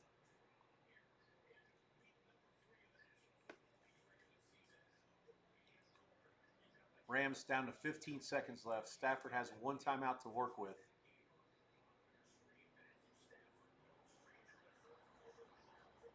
Nico Collins. 2nd and 10 for Houston. They're at their own 26. They need a touchdown.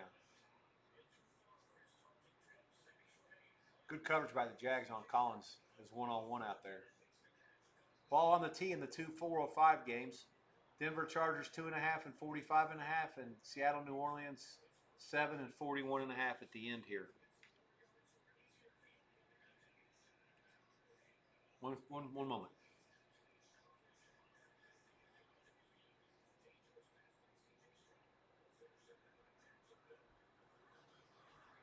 I have to make sure the New Orleans game's all set up. The Chargers are about to start, and so are they. So I want to make sure I had it on a couple of these games where I've got the magic boxes on. Once the games go final, they start switching everything around. So now I've got Texans Jags on 3 different channels. Oh, should have been picked off.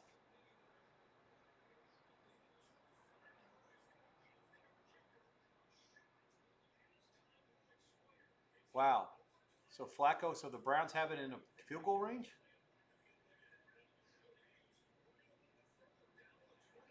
Rams to the 26, and they're going to call their last time out. This will be about a 43-yarder for them.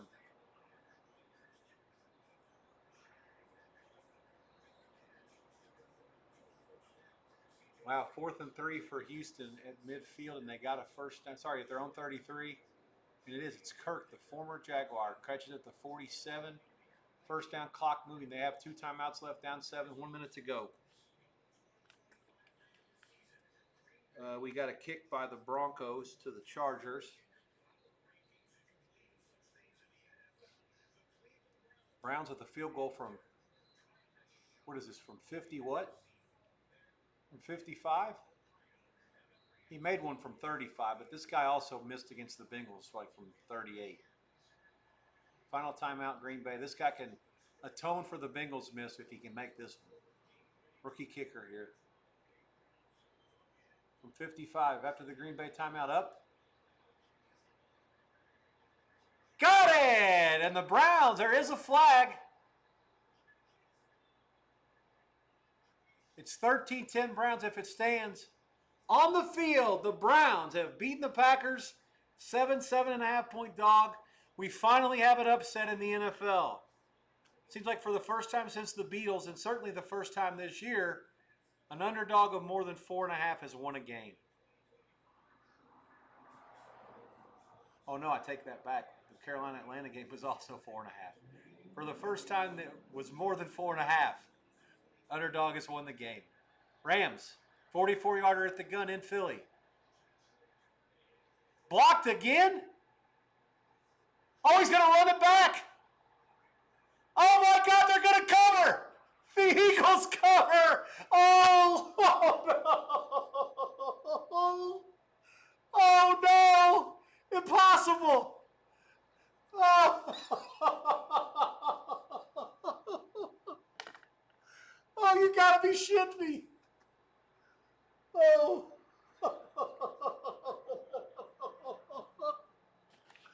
Oh. Oh no. Impossible. Absolutely. That's got to be the sickest beat I've seen on here. In any sport, there could have been a 0-0 game going in the 9th in baseball that went over, and that's not as sick as this. Oh. Oh. He blocked it, and he recovered it.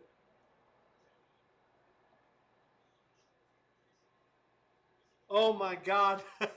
I can't wait to see what Twitter says about this.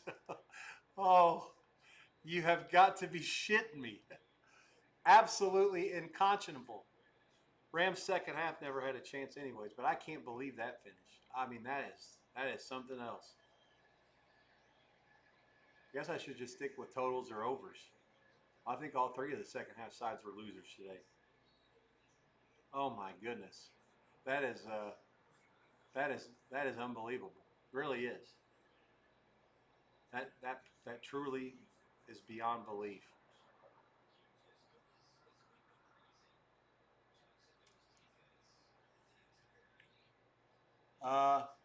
What's the Bucks? What's going on with the Bucks?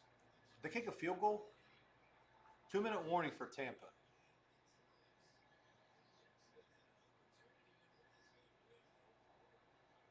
Texans, 26 seconds left.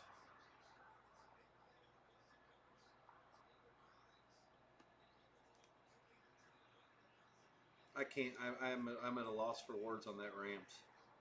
That is as bad as it gets. I mean, it wasn't even in my mind. I honestly I couldn't even think like of any sort of scenario. If I would even been involved in the game, like if I'd have had either side, I couldn't have even thought, well, the only chance they're going to cover is if they block the field goal. Like in no world could I have possibly thought that could happen. And that's what it took, because if Philadelphia got the 2-point conversion, then it would have been sitting 3, and the most likely outcome would have been 3 either way, and they had to cover 3 or 3.5. I mean, that's the only way they get the money. A pick 6, a fumble 6, or a blocked field goal 6. But the blocked field goal for sure is the most dramatic because of the way it happened. And the Stroud's hit when he throws, it's intercepted by the Jags at the 4-yard line. They're going to win. So the Jags take over at their own 4. Texans will go to the clubhouse with a timeout in their pocket. 17-10 Jacksonville. That will be your final. Bucks are kicking a field goal. 26-20. 43-yarder up. Blocked! Blocked! Blocked! Jets got it back. They're going to house it. And the Jets are going to take the lead. 26-26. The extra point is coming. Jets. Jets.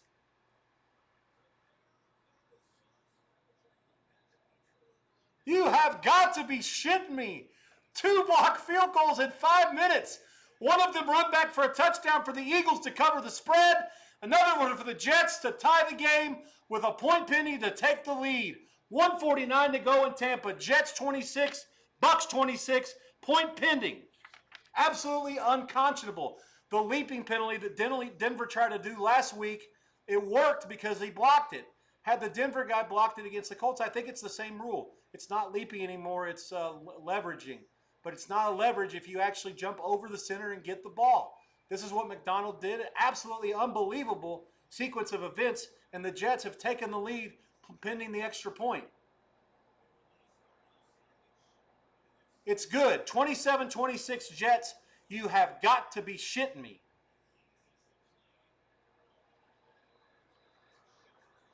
That's 2 block kicks in 5 minutes. I don't think I've seen 2 block. There's been weeks where you don't get 2 block kicks in a month, let alone a week.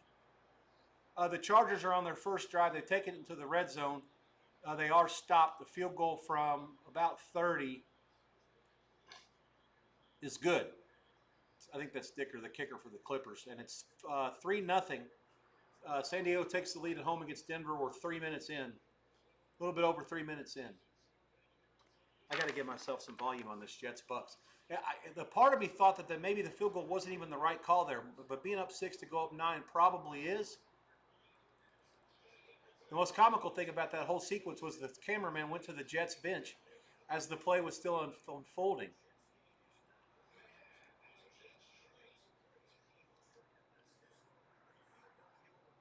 This is an absolutely unbelievable finish.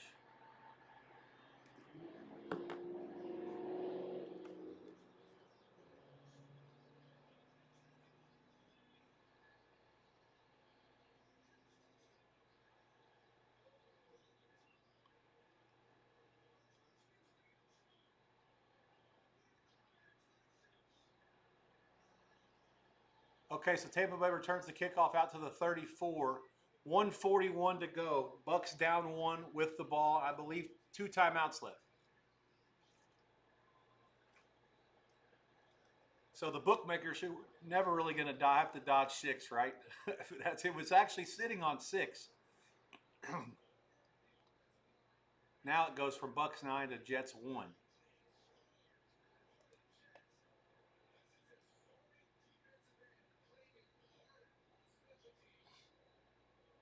All right, let's see what's happening now. The other games are all final now, with the exception of Minnesota 48-10 over the Bengals. That one will go final shortly. Colts 41-20, Cleveland 13-10, Redskins 41-24, Jacksonville 17-10 over Houston. Let's see. The two late games are underway in New Orleans and Seattle.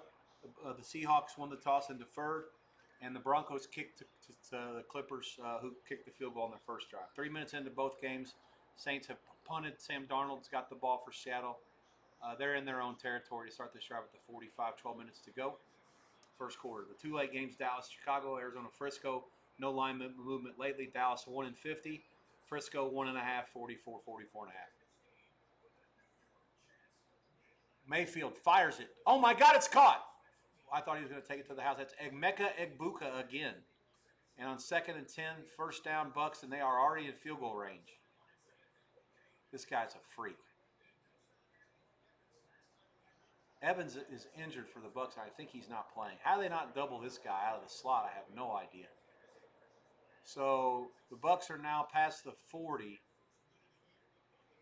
I got a live feed on this game, by the way. That's why I was so excited about the kick earlier. The Fox feed from the Redskins-Raiders game went right to the Jets-Bucks. So I'm ahead of you guys on this one and the Clippers and Denver now. Mayfield gun, fires it. Long again, and is it caught? He's out of bounds. I don't know if he had it or not. It's Egbuka again, but this one's out of bounds. It was tipped a little bit, and he couldn't quite corral it. Mayfield, it seems like every time I look up, he's making a big play, but he's only 18 to 27 for 213. Yeah, this one's deflected. He did actually catch it, but again, man, I don't know. Now he's dragging his right toe, but he's on the line. They will probably review that. 1:26 to go. He's asking for a review. The Jets are out of timeouts. The Bucks have 2. 1:26 to go with the 38 Mayfield shotgun. Fires it. Slipped out of his hands, incomplete. May have been deflected. 3rd and 10. 1:24 left, or there should be. Why did the time go to 1:41? It was 1:31 before the snap. I saw 1:31. That was before the first down snap. Now the clock's all fucked up. It was 1:31 before the first down snap. Okay, there's some. This is a mess. What are they doing with the clock?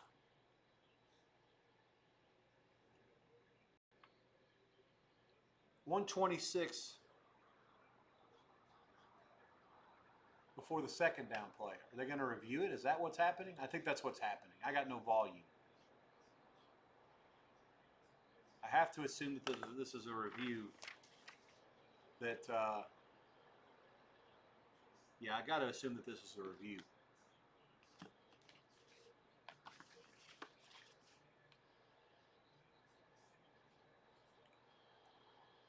Denver on 3rd and 3. Incomplete, and they'll have to punt it. Okay, so, but the clock was back to 1:41. Why is it 1:41? The clock was at 1:31.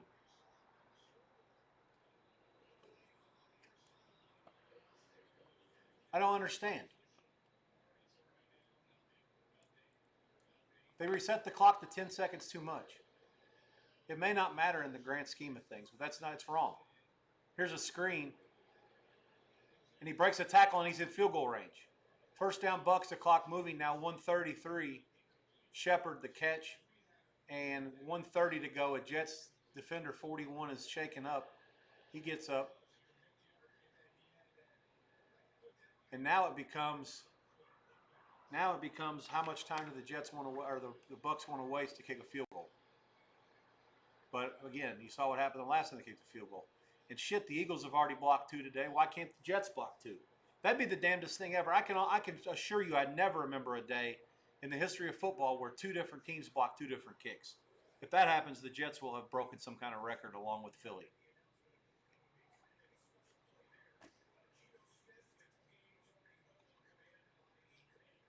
They're down to the 17 now, 47 seconds. They're well into field goal range, just a matter of where they want to put it on the field. I still don't understand how the clock went from 1:31 to 1:41. There was a mistake of justice. It's not going to matter, thankfully, but it's still not wrong. Jets were down by 17 going into the fourth quarter. They've won 1 game in the history of their franchise in that situation. Clock is running now. There's about an 8-second difference between play and game.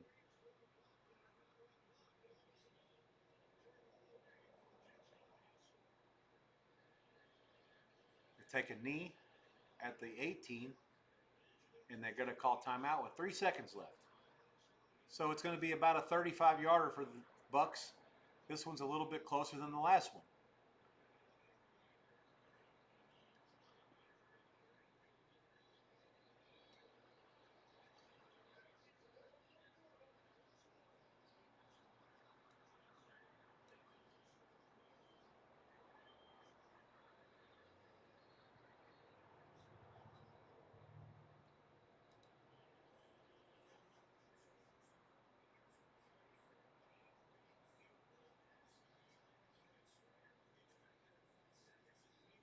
We've got a touchdown for Seattle, 7-0 there. I didn't see it.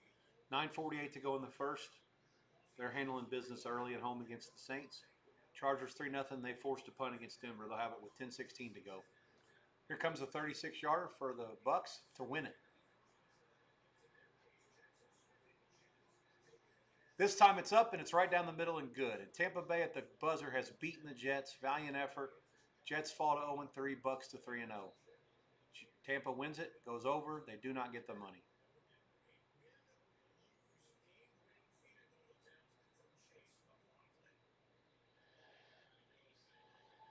McLaughlin the hero this time for the Bucks.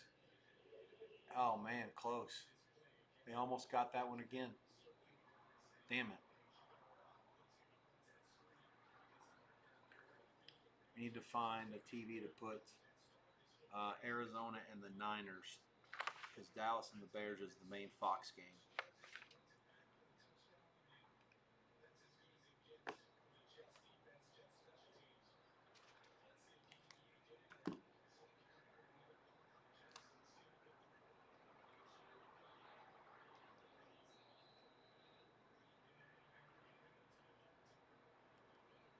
Man, I can't believe what exciting finishes.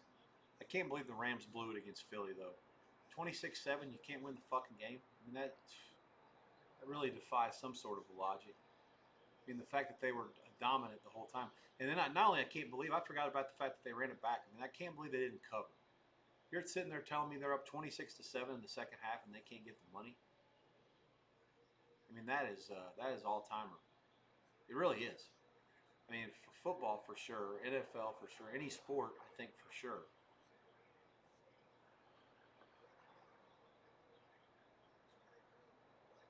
There is so much to get through here. I wish I was on Twitter and not talking to you guys. No offense. I can't believe this.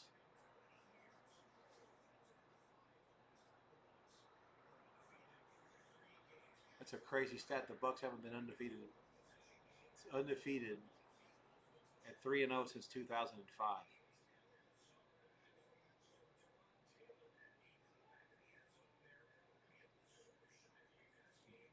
There was 3rd and long on the Saints. Darnold's pass was incomplete, but Brian Brees was penalized for unnecessary roughness to extend it, and that's how the Seahawks ended up scoring the touchdown. 19-7 half, 26-7 after that. And that was a game. No, they just kept kicking field goals, and they found a way to lose. The closest analogy I have to that game,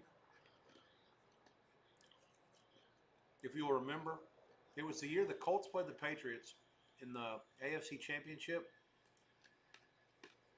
I want to say this was like 2015. Well, it was the year the Patriots beat the Seattle in the Super Bowl. Seattle should have won the game. That was when they threw the interception at the end zone. When Belichick fucked the clock up, and nobody remembers that. He let the clock run all the way, all these timeouts, and he didn't use them to stop to save the clock for New England getting the ball back, and he didn't call them. Seattle called a pass play, but the championship game in the AFC and the NFC, the Patriots beat the Colts out of the crap out of the Colts. That was the deflate gate type team. The balls were out of there, whatever, and they were red ass. The game after that was the Packers at Seattle. The Packers dominated the game. Dominated. They should have been up 30-0 at halftime. They scored one touchdown. It was field goal, field goal, field goal. I mean, they kept kicking field goals. They had 1st and goal like 8 times, and they kept kicking field goals. It was the most unnerving thing ever. And then the Packers finally, the other team got back in it, and Wilson started making ridiculous plays. And you just go back and look and see how many times they got a first down that they shouldn't have. I mean, it was a total joke. Like the way that game ended up, the way that it did, there's just no world that could have possibly happened, and yet somehow it did. I mean, just a total fiasco. And the Seattle won. I think they covered. I mean, it was. I remember I had Green Bay for my nuts, and I couldn't believe it. And that was like the day that Mike McCarthy officially entered my book as like the worst coach of all. Like he just sucks. Like the fact that Dallas hired him, they deserve what they got. Wasting prime Dak Prescott and all kinds of other good years. The first 4 years of Parsons.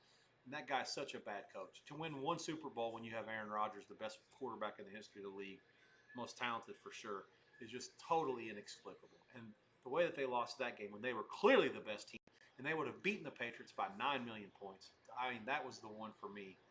Like Brady won six Super Bowls in New England and seventh in Tampa Bay. That seventh one they won in Tampa Bay was borderline phony based on the way things were set up, some of the calls that they got, the wins that they got on the road. The one that they got, a couple of the ones that they got, the Atlanta one, I mean, think about that. That was 28-3, and we don't have to say anything else. The Seattle one before that was the interception in the end zone. Should never have happened. I mean, just a couple of that. I mean, really, you don't have to look too far. How many games they won by 3? They beat Houston by 3, and the second one they beat the Eagles by 3. Like, if you don't have to look too hard to see a Brady situation where he only wins like 1 or 2 at the most. Like, it's kind of crazy. Anyway, Seattle scores a touchdown. Torrey Horton on the punt. It's about 90 yards back. So the Saints are down now 13-0. The funny thing about this is at the play before that, the Saints lined up on 4th and 1 at their own 39 to run a Philadelphia brotherly shove special, and the dumbass left tackle jumps, goes false start. So now, instead of 4th and 1, actually the funny thing is they didn't get it anyways. But because of the false start, they take it away. So now it's 4th and 6, and they punt, and that's the end result. It's 14-0 Seattle, and it's halfway through the first quarter. And oh, by the way, they get the ball at halftime. Chargers 2nd and 14, middle of the first quarter as well. They're at midfield. Herbert fires it, complete. Incomplete. Fake news. 3rd and 14. Bears and Cowboys underway. Bears offense is on the field early, so that means Dallas kicked.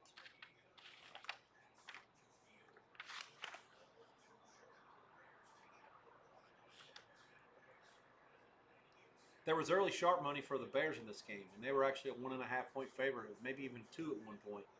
And then it all came Dallas the next day or two, Wednesday, Thursday. Dallas became a 1.5-point favorite. And then there was two-way all the way through the end. Dallas still closed 1.5-point favorite. Bears start with the ball, and they immediately are going backwards.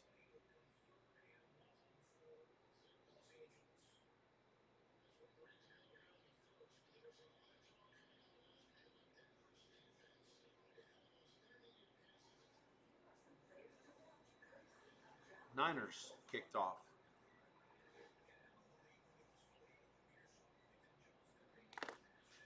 That's a good setup there. Okay. I still at a loss for what happened in the Philly game for the cover, and that takes the cake. It really does. I can't get over it.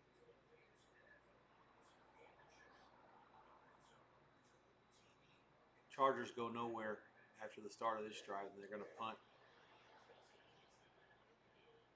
It's down to the 8, 6 caught. Not much there yet. Might be a block in the back. There's no flag yet. Out to the 20, 25, 30. 34, they're not going to call that block? I guess not. So it's a good return. If it's assuming it stands. I don't see a flag.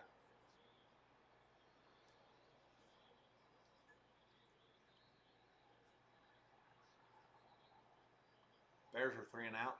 Dallas catches the 34. 38. It's Turpin 40, 43. Cowboys will start with decent field position.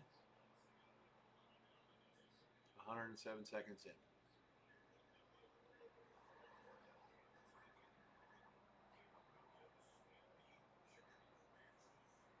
Washington beats the Mets 3-2. All right. Excellent. plus 238. What a joke of a price. How in the world can that Anea ever be a 230, 250, 270, 280 favorite? Head scratcher. Reds are up 1-0 against the Cubs in the seventh. That's getting interesting. Wild card implications there.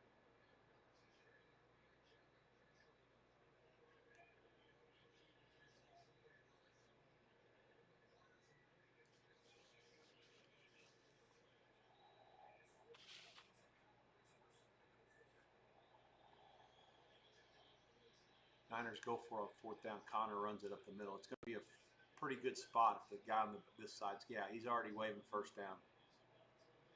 The side judge had it. I'll call it pretty fortuitous.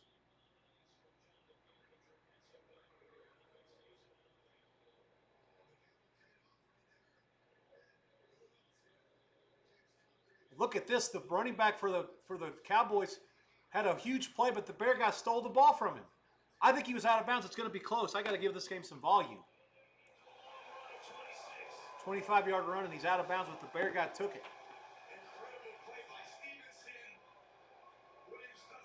He took the ball. I got to see his feet. I got to see his feet.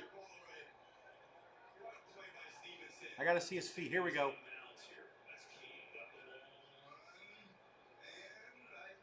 His right foot's not in bounds. When you steal the ball, do you only have to have one foot? I don't know. That's going to be a review for sure.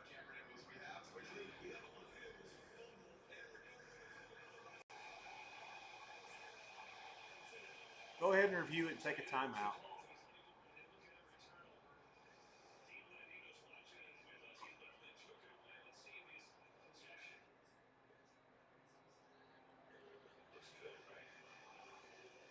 I don't have a clue. I want to hear what Dean Blandino has to say about this.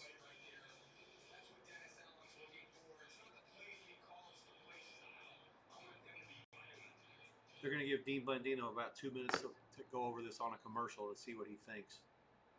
That or coordinate it with the league office, whatever they're going to do.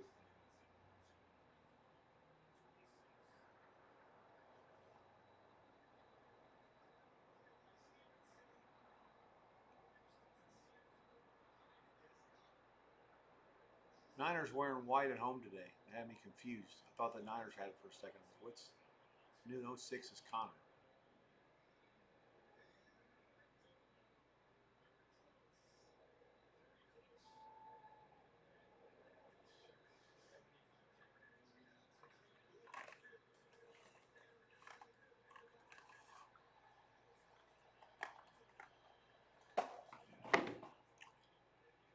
I just powered through some. You might have seen me about a half hour, 40 minutes ago.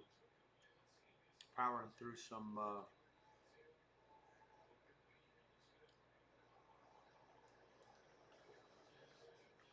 TV dinner type stuff. I think I'm going to eat a pizza later on.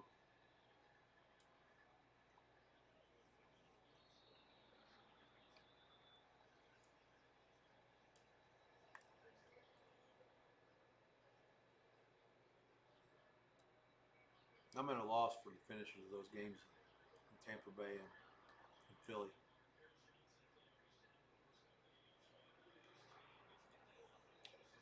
The Bucks' point differential on the season is +5.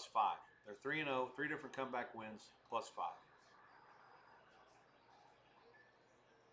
I can tell you one thing: the analytics market and anybody with 2 eyes can know that shit's not sustainable, especially if Evans is out for any sort of protracted period of time. 2nd and 10 for the Cardinals. They're into Niner territory. This drive, 4 minutes old now, down to the 40.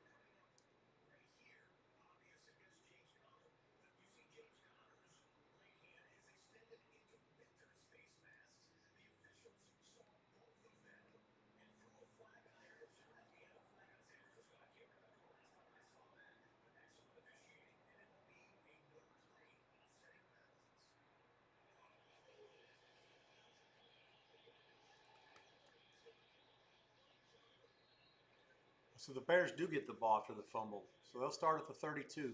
Enough on the field to keep it, I guess. That's a nice play. The tight end runs a little flag. Good concept by the Bears.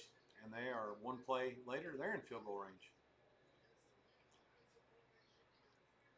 About a 28, 30-yard gain. Komet stays in the block.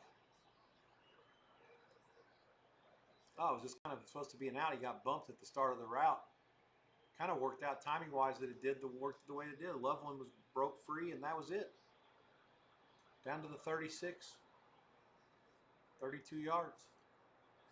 Motion left, play fake. Williams rolls right, buys time, fires across his body to Odunze. That's incomplete. Good God. Seattle block a punt now. 14-0 Seattle, 4:50 to go in the first. Now you're starting to wonder if this is going to get worse than the Vikings and the Bengals.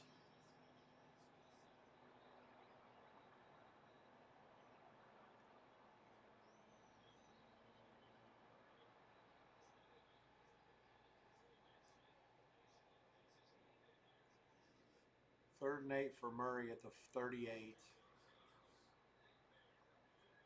Cardinals have had the ball almost half the quarter. Brought 5. Incomplete. Trying to throw a swing pass to the back. That's Murray's first incompletion.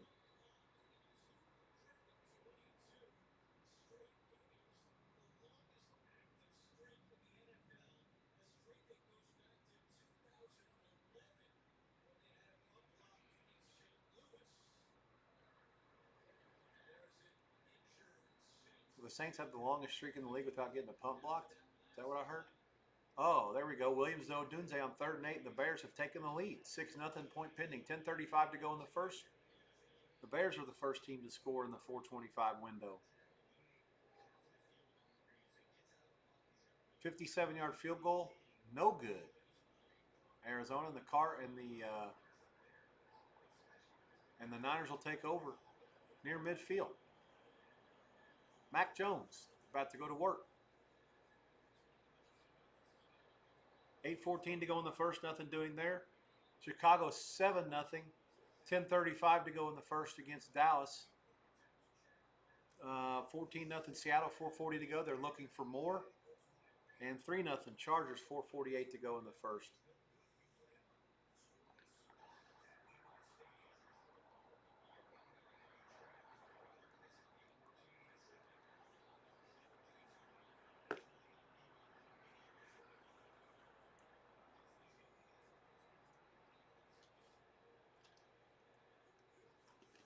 Too much ice, not enough tea here.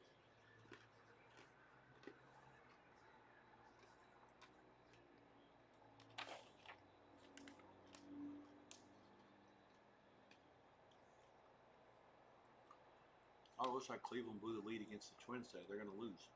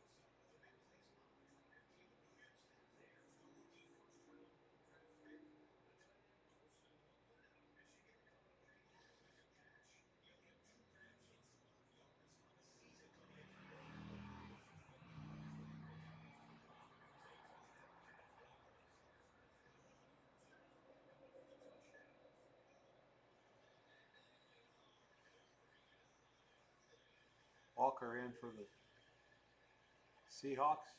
20-0. 4:22 to go in the first.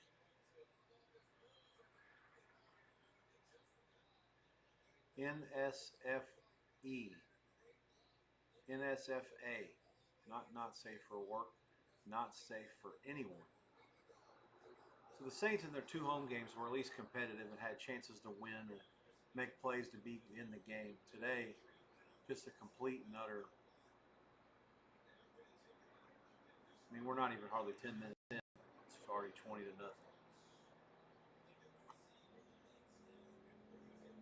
All three facets have let the Saints down so far.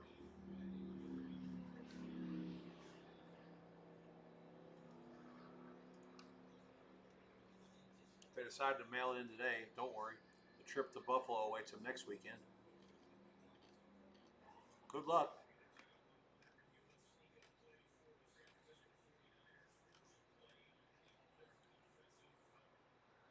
Herbert was sacked there for the Chargers, and that pretty much stopped that drive before it got started.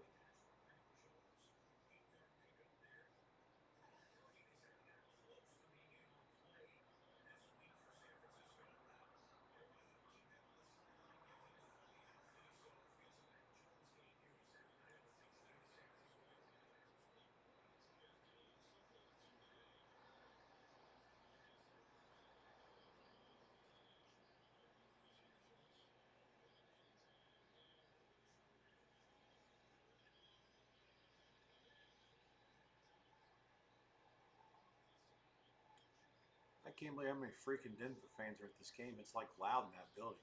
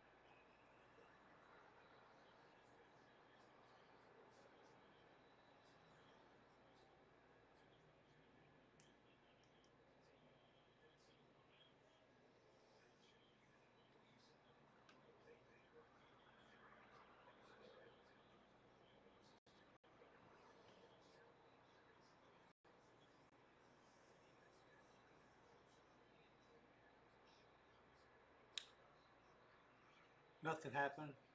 I'm here with you. Not much to say or talk about here. I'm trying to focus on some of the stuff before the half. I may actually take a little bit of a break. You guys can see all this stuff. It's down to four games. Let's do that. I'm here. Obviously, the Sherapan stuff's got me behind. R.I.P. David. Uh, People are asking me about baseball. I won't. People won't stop about the Eagles. I don't blame them. Hopefully, we'll get that stuff in the channel before too much longer. What excitement! Could it be great if we have everybody here in here talking about what they had in that game and stuff like that? Kind of nuts.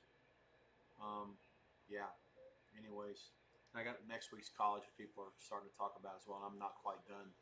The numbers are all done. I just don't have the schedule printed out yet and everything to talk about. So let's give me a few minutes here. It's 4:43. Some of these games are getting near the end of the first quarter. The early ones that started at 4:05. The other ones are middle of the first quarter. I'll check back in before the 2-minute warnings of the 469 and 471, the 4:05 games. So give me about a half hour. I'll be here. I'll obviously be working, but if something important comes, I'll let you know. Otherwise, obviously not doing anything live before halftime.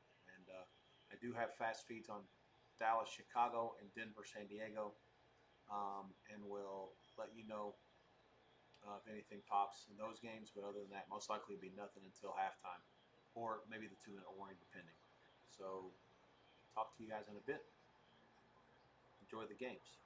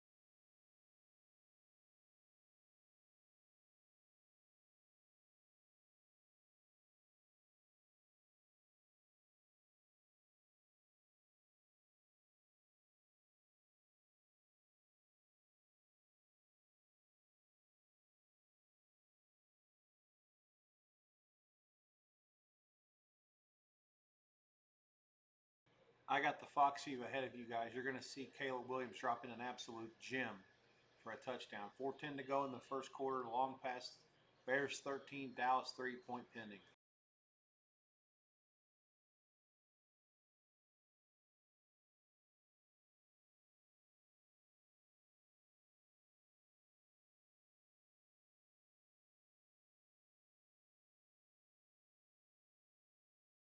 The reason he was so open was a flea flicker.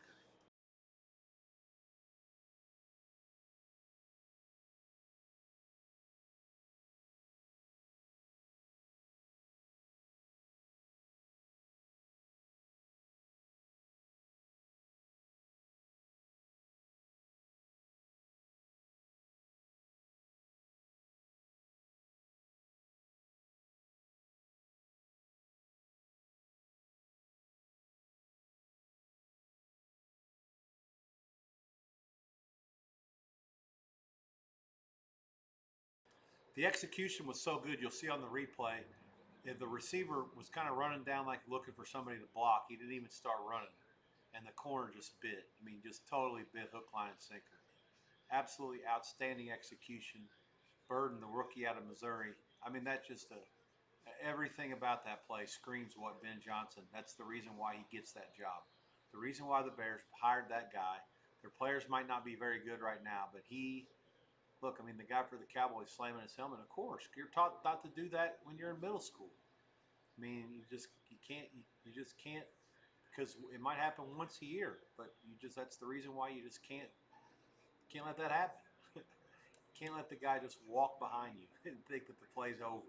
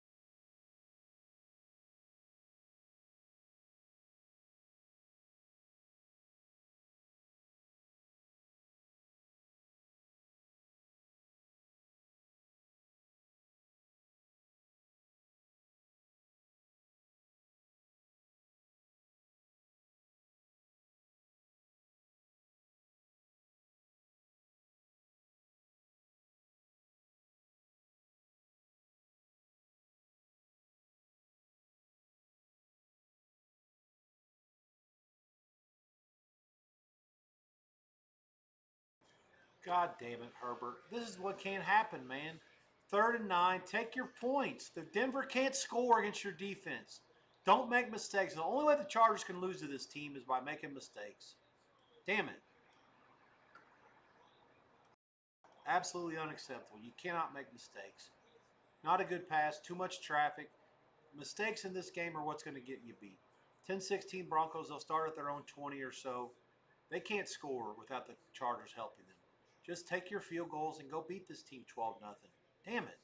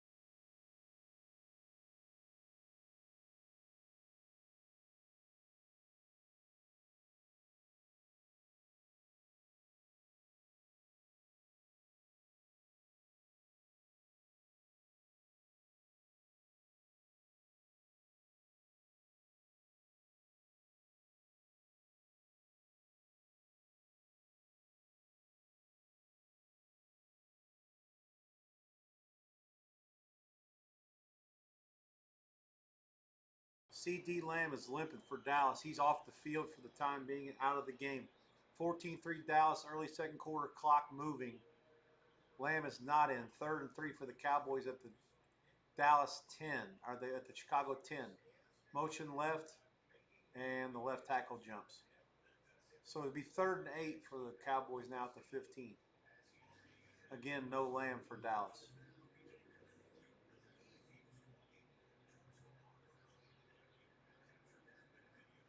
Fourth and 19 Denver, big shocker. They have no chance. If the Chargers just stop shooting themselves in the foot, they literally have no chance to lose this game. They're so much better than the other team. Big return here if there are no flags on the punt. All the way out to inside where the first down was. So the net's going to be like 17. 5:50 to go. Big chance here for Denver to go ahead, or Clippers to get some separation. Go up 10-0 here. Stiffen up a little bit. Give them the ball first out of the break. Take it away from them. Turnover. Run them out. Run them out the fucking field. Let's go. Slant by Prescott is incomplete. It'll be 4th and 8. And here comes Aubrey again. Joke. Winners score touchdowns. Losers kick field goals.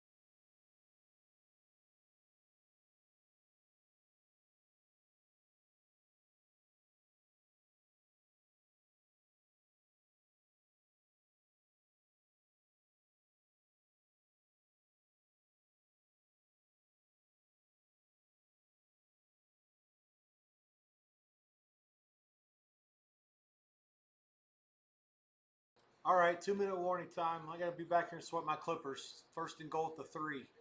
Herbert drops back, fires. Damn it. 35-3. The Saints are losing to Seattle, and it might get worse before the half. They do have a first down at midfield. It's like a total calamity in all aspects. The Niners, 9 plays, 48 yards, 418 for a Pinheiro field goal. Jones threw for 50 yards. They couldn't do anything on the ground. If you think you're seeing something with the kickoffs today that have been different, you're not hallucinating. Um, I actually read about this. Hampton Inn, 9-0. San Diego leads Denver. Point pending. Take your Denver fans and stick it up your ass. Filling up half the building or more.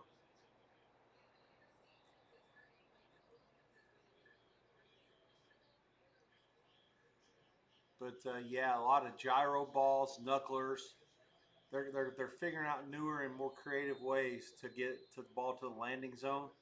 And the funny thing about this is that all it took was one team to do it. It's a copycat league to begin with. So now you'll see everybody doing this pretty soon, or most of them. 10-0, 153 to go before the half. The Broncos have 2 of their timeouts left, but they better not get too aggressive because the Chargers have all 3 of theirs. I want it back and I want more points before the half. Let's go. Ram it in their ass.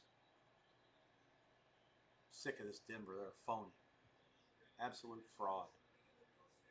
Should have lost the first game.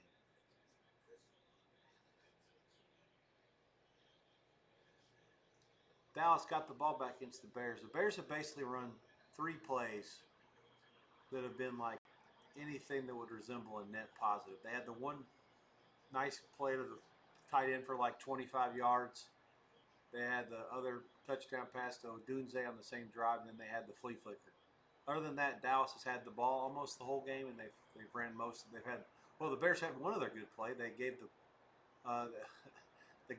defensive back stripped the running back on for Dallas when he had a 30-yard gain. Took the ball from him.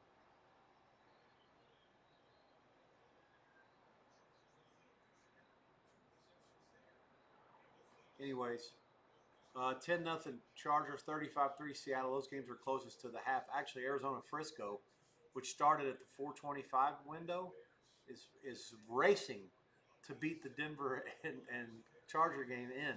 Even though it started 20 minutes later, they're already ahead of the San Diego the Seattle game against the Saints.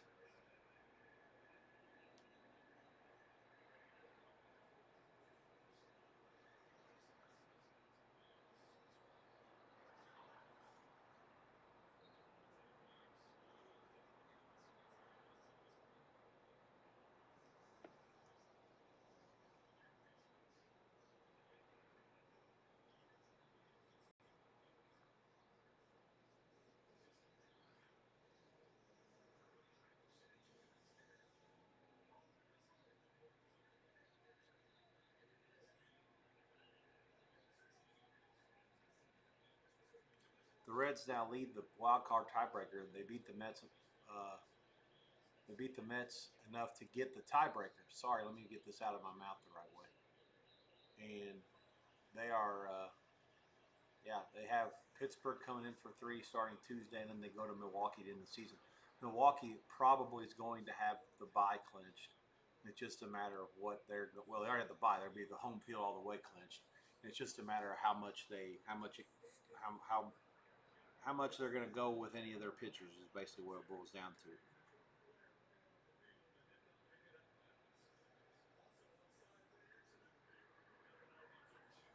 Milwaukee leads Philly by 3 games before today. In that in that in that battle for first or the top seed. Philly's getting beat today. Milwaukee already lost, so it'll be 3 games, assuming everything holds. Going into next week, Milwaukee goes out to San Diego for 3, and then comes home to host the Reds. Dallas, Sanders is the runner, and they're in. It's going to be a 2-point conversion for Dallas. 7:40 7:57 to go in the second. 14-12 Bears. Conversion coming. 58 seconds left in the first half. 2nd and 10 there. They have it at their own 40.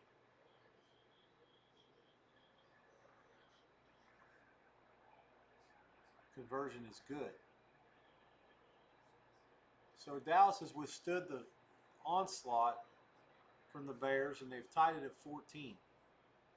Prescott's pass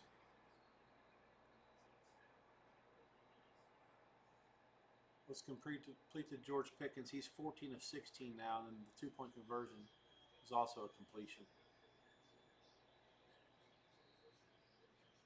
Nick's running for his life, fires it out of bounds. No one was around, but he did get out of the pocket. 3rd and 10, 53 seconds left. They're at their own 40. Come on. Yeah, go after his ass. They sent 5. There he goes. They got away, but not quite all the way for the first down. It's going to be short. Let's see where they spot it. Bring him back. 4th down, I don't know. I still can't see where they put the fucking ball. They gave him 9. That was a very friendly spot. I shot he got 7 at the most. So they'll go for it here. 46 seconds left. 4th and 1. 4th and 2, they're saying now.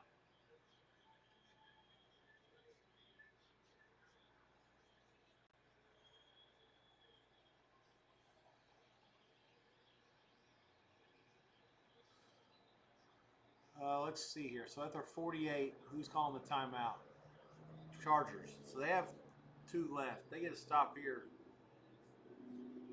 Get it back and get more points. That'd be awesome. Oh, my box is going out on the Niner game. What are we doing here? Come on, let's go. Be better.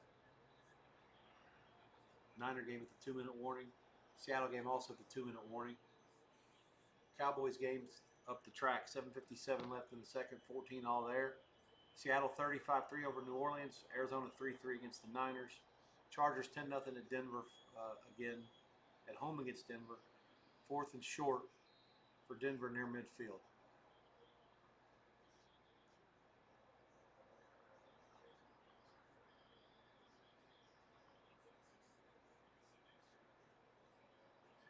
Here we go. Gun. Thrown. Oh, he's wide open. He's running like Forrest Gump and he's in. Cortland Sutton, 52 yards. Great execution. I don't like their team, but I do like their coach. 10-6 point pending. 38 seconds left before the half, and Denver does get the ball first. Imperative to get points here, hopefully, before halftime, so they don't double us up. Arizona has ran 34 plays for 122. The Niners 16 for 63. Time of possession 21-7. So one thing about these games is when you defer, the other team, if they can get the ball and establish some possession and force you to maybe punt it early, and then they can sort of like double you up. I mean, it's like they've had one more possession, and they had a couple of long possessions. I mean, it's only 3-3, but they've had the ball forever. Testament to how good the Niner defense is to only have given up 3 points, given that they've had the ball for 21 of a possible 28 minutes.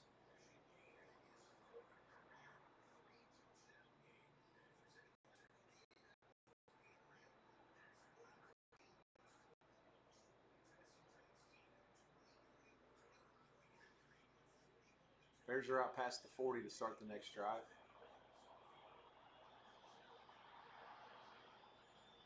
Mac Jones had a guy open. He threw it right into the defensive tackle's hands.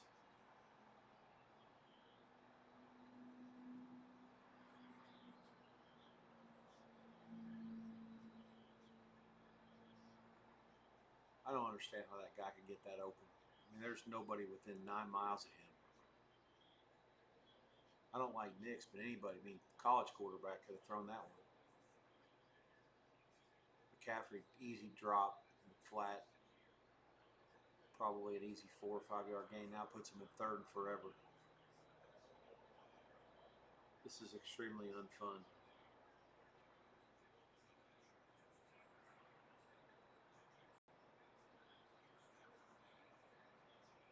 Now what are they doing? Seattle, Houston, I have over 8 flat. It went up to 8.5 flat. Now they're shoving it in my ass. Right back down to where I had it earlier.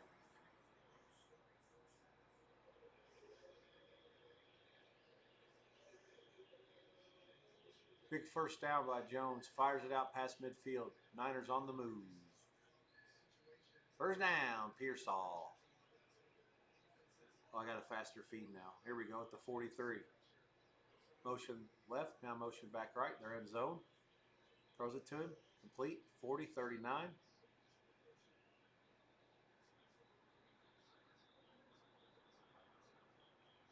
It's funny, even if you don't know anything about football at all, you can learn if you play Madden. If you go in motion and the defensive guys don't move, that means they're in zone. If you go in motion and they do move, that means they're in man. And it's amazing. You see all this stuff that happens now, the pre-snap stuff, where you see motion. Like I say, there are some disguises in real life now where people won't follow the motion man, like all the way, just to try to disguise the fact that they're in man. They don't want the quarterback to figure it out.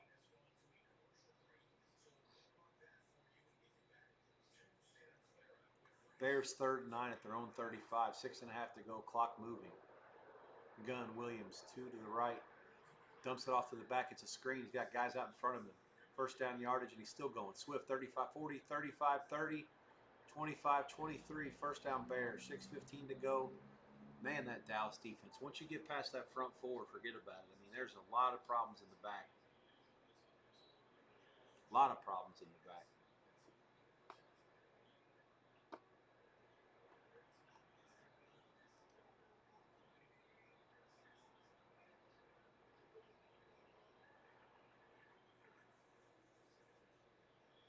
C.D. Lamb has been ruled unlikely to return for Dallas. Not surprising when you saw this is going to be a block in the back. They have to call this. Reverse for the Bears. I don't see a flag yet. First down to the 10. Depending on the spot, it'll be goal to goal for Zacchaeus. I don't know. I guess, what do I know? Dallas guys didn't want any part of those linemen for Chicago getting downfield. They just ran out of the way. Problem with doing that is you can't go low. It's a penalty because you cut them. And if you don't touch them at all, now they get to keep going downfield and find somebody else. Good execution by the Bears on that screen, though.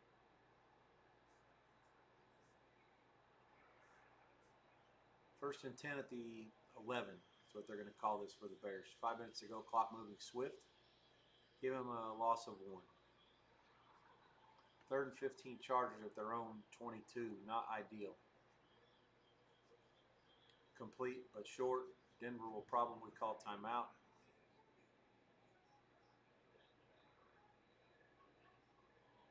"11 seconds left, 4th and 9. They do call timeout. Can at least force the punt. Motion right. Play fake. They throw it to the right. Incomplete. 4:24 to go. 3rd and 10 at the 11.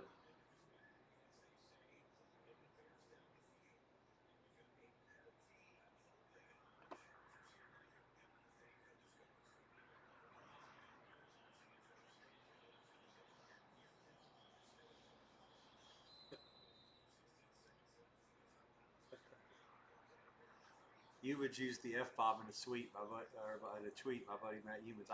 I can't remember him ever using the F word. I'm sure he's done it. I just can't ever remember him using the word unfucking believable, talking about the Rams beat.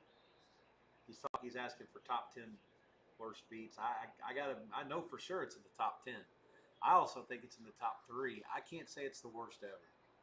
I know for a fact the Belk Bowl between Cincinnati and Duke is an all-timer forever. Like, that was probably 12, 13 years ago.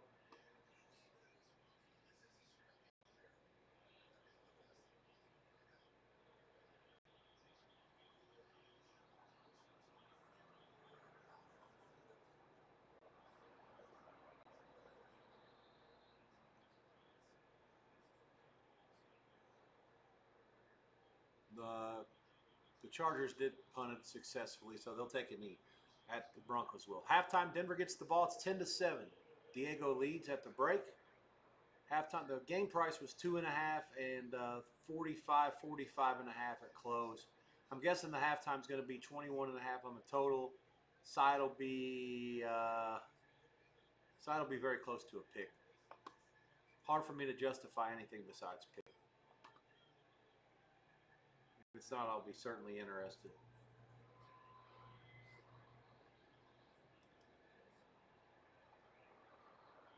Bears throw it to the end zone on 3rd and 10, and it's incomplete. 4:19 to go.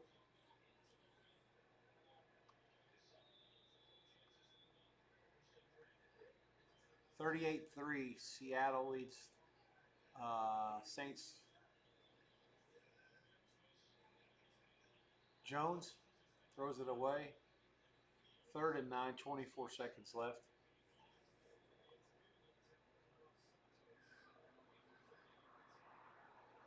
Santos' field goal from 30. Good. 17-14 Bears. 4:15 to go in the half.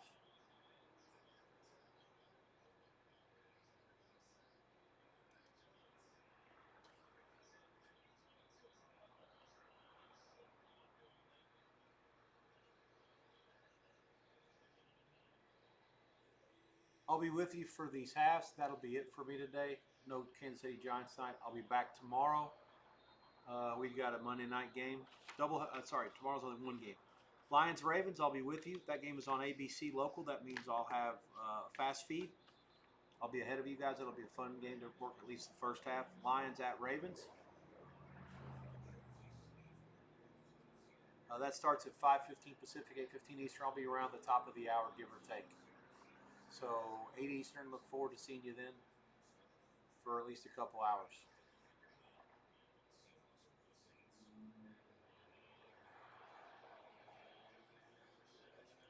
4th and 4 for the Niners at the 33. Arizona has all 3 of their timeouts left.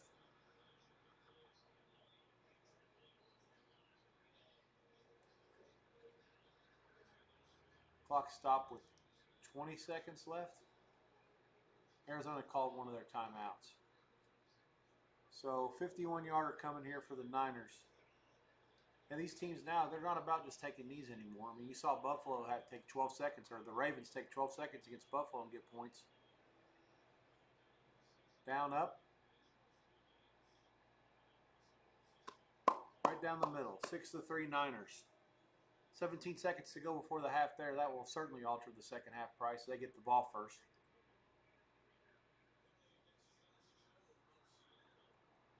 39 seconds left for the Saints, who are in field goal range, but certainly will need a whole lot more than that at this point.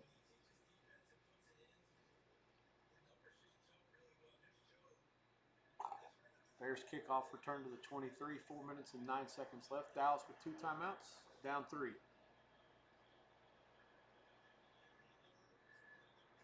Rattlers pass to the 30. Clock moving. Saints have 1 timeout left. 30 seconds. Halftime price is up for Denver and the Chargers. That's the first one in. Denver pick 'em flat, as I expected, 22.5. Anybody that's using a half, it's dog a bunch either way. Game a huge favorite to have a chance to fall 3, and 3 is obviously the most likely result. Dog 50 on one side, dog 44, dog 42 on the other. Dog 30 at circle with the Chargers the favorite. Ideally, if you're a bookmaker, you want to put up the half line, but you just have to know what the half point's worth. Half the dog 30 and minus 110 both ways is probably pretty close. Give or take it, that half point's worth about 25 cents, maybe a little more than that. It's supposed to be more because of a condensed period of time and because it's already sitting 3 and it's a low scoring game and a low total. Maybe it's closer to 30 cents. Half the dog 15 at the very least. Half the dog 35 plus 15 at the very least would be equal pick flat either way.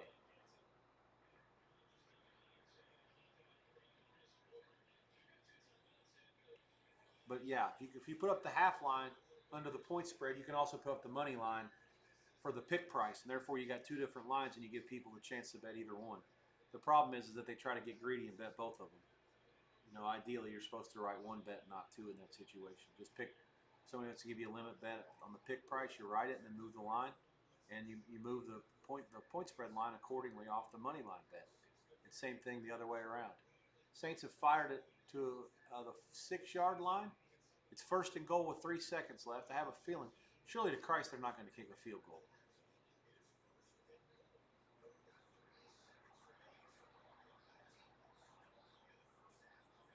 Offense is still out there, so that's good. They call their timeout. How much time will Kellen Moore's asking for more time? He seems unhappy about this.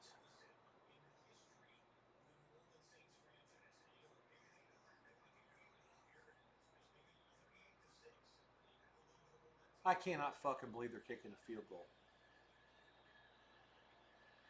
I absolutely can't believe that.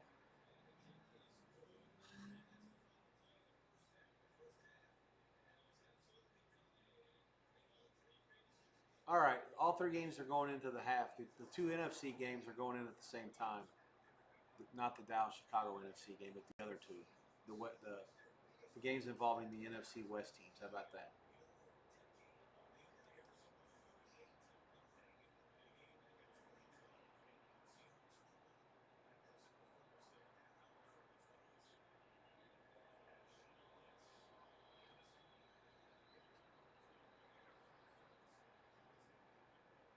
Dallas 3 and out. They have to punt it back to the Bears, who get the ball with about 3 minutes to go. I'll get you back to that one when they start playing again. Let me clear my screen off and get to you with all this halftime stuff. Let's start over again. Top Denver and the Chargers. That one's got about 7 more minutes left before they start playing. Again, the line was very close to a pick, what it should be. No real variance there. 22.5. There is some 23 under at circa. Everybody else 22.5, 22 on the total. Again, same thing. All that shit's the same. 21.5 to 23. No opinion. Next one is Arizona Frisco. The Niners kick the field goal at the bell. They get the ball first. I like the Niners. I have sharp support. My good friend Jeff Whitelaw on the Niners as well for the pregame. 6-3, they're ahead. Second half price, I thought the game should be pick or maybe Niners a half. Basically, coming pick 15, pick 20 Arizona. There is a pick flat at circa. Total 20 flat at circa 20.5 at a lot of other places. There is other 20s offshore. I tend to lean the highway, but I'm not really interested in going over based on the fact that I have to count on Mac Jones to do anything for me and the fact that I have to count on Kyler Murray to beat the Frisco defense, which he's done good in the second half against them last year twice. One time they were banged up, the other time they were down double digits. Neither one of those things is the case in this game. So I can see it being pretty low scoring to the vest, close. Niners maybe win it by 10, maybe by 6. Have to hope the defense stands up. Bosa, I know, got hurt in the second quarter. So that's where things stand there. The other one, Seattle and New Orleans, 38-6. The Saints kicked the field goal at the end of the first half. Seahawks kicked off first after deferring. Not really much to say about that one. They're doing it in every aspect, offense, but especially defense and special teams as well. Seattle's a 3-point favorite. I actually like New Orleans in the second half, but again, I can't make myself go to the window with that. 18.5, 19.5, 20. All those totals are out there. Chris is 17.5 under money, which that's a huge move against the 20s. I mean, anything 18 and a, 19 and a half and 17 and a half are the same, I guess, or close. 20 to 17 and a half is like worth something.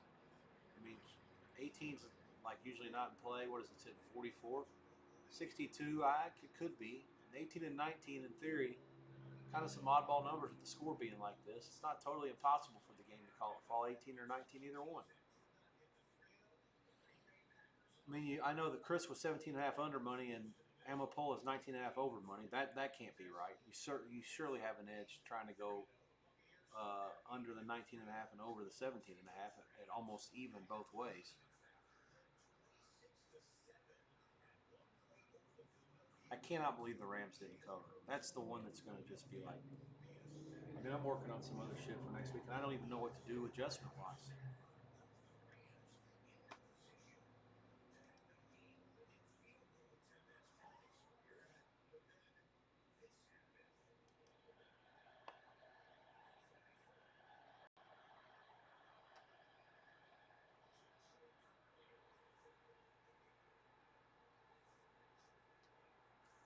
Oh, I don't understand. I forgot about this. The Eagle. No, it's the Eagles. Okay, I say they're not the total. Total's 53. What's the Eagles covered? That's what Goker said. Okay, yeah, sure. Uh, is there any movement here? Chargers still pick mostly. If there's a half, there's a bunch of juice. Not as much. Buckeye went to half the dog 20 now. Circa half the dog 30. That's still in line with the rest of the market. Pick flat on the pick'ems. Chris has Denver the favorite. Pinnacle has Chargers, both a half, and they both dog a ton. So it's Chargers are the side. Yeah, Chargers pick. It's pick. Just a pick. 22, 22 and a half the total. That one's going to go out first. Next, it'll be Frisco, Arizona. That one, the total's 20, 20 and a half. Side, pick, half dog money, half the dog 40 on Arizona. It's very similar to Denver and the Chargers with the game sitting 3 and the point spread being as low as it was. Seattle 38-6 over New Orleans. Total guess. No movement there. 3 on the bottom. 19 and a half, 18 and a half. There is some 20 under money on the total. Again, no clue. I'll stick with you for the Dallas half. Don't have any real thoughts. Don't see through these first 3 anything that stands out as being worth a bet.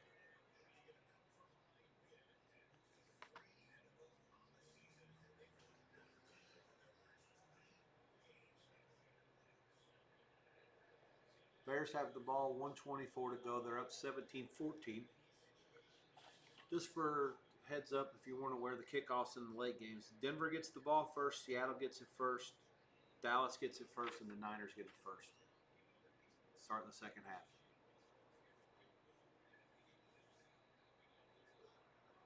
Bears are out to the 48. 3rd and 2. Clock continuing to move. They have all their timeouts left. Dallas has 1. Dallas was the one that called the timeout before the second down play.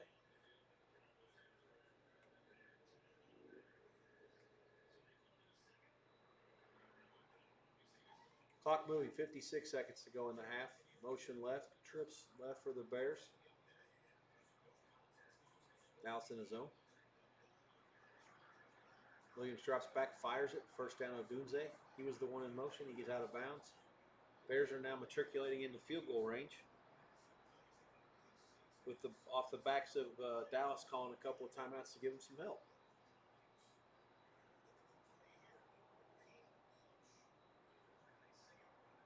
Odunze. 2 catches, 48 yards, and a touchdown for him. Williams is 8 for 14 for 200 exactly. The Bears haven't done a whole lot on the ground, but hey, 2 touchdowns came on Williams' passes. Here's a drop back. Plenty of time. Fires it over the middle. Wide open receiver. Who is this? This is Burden, I guess. Yeah. He also had a touchdown. This ball's caught at the 10. And the Bears will call their first timeout. They're going to have 1st and goal. 28 seconds to go before the half. So, Dallas is trying to call timeouts to get it back and tie the game potentially or take the lead. Now and then, when it's all said and done, it's going to be 24-14 Bears. Dallas's management here botching this up has been something else. I still can't believe how blasé they are about just kicking 55-yard field goals. They had literally 4th and 2 against the Bears defense. I mean, if you can't get that, no, that's okay. From the 38 now, we'll just bang a 55-yarder through, no biggie.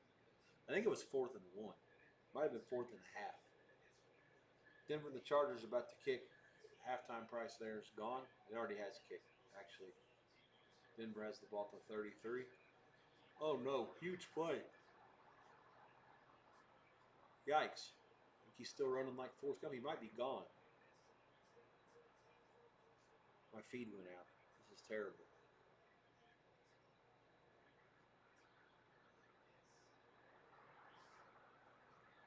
Well, they're going to show it to me in a second.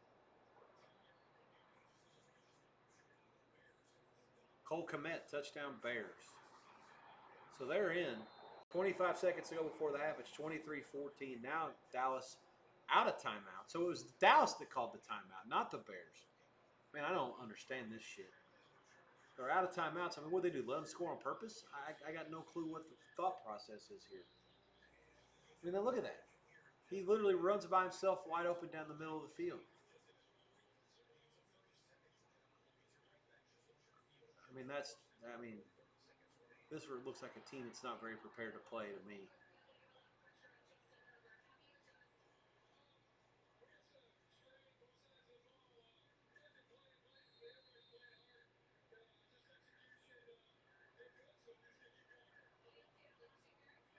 Broncos took it right down the field to score, I think. Did he out of bounds? No, he's in. 3 plays and they score a touchdown. I'm about ready to shoot somebody. J.K. Dobbins. That's just pitiful effort by the Chargers. Totally asleep out of the locker room.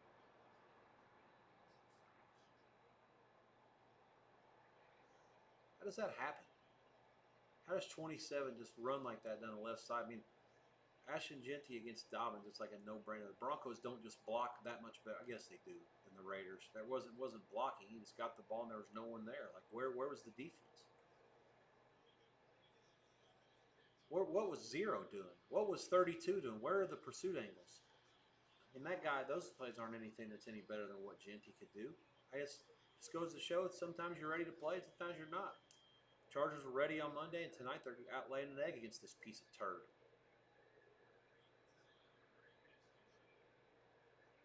Total head scratcher. Absolute head scratcher. 24-14 Bears, 25 seconds left to go before the half. Still waiting on a halftime price. Dallas going to be a favorite, probably 3.5 if it goes in the way that it is. I'll keep you posted.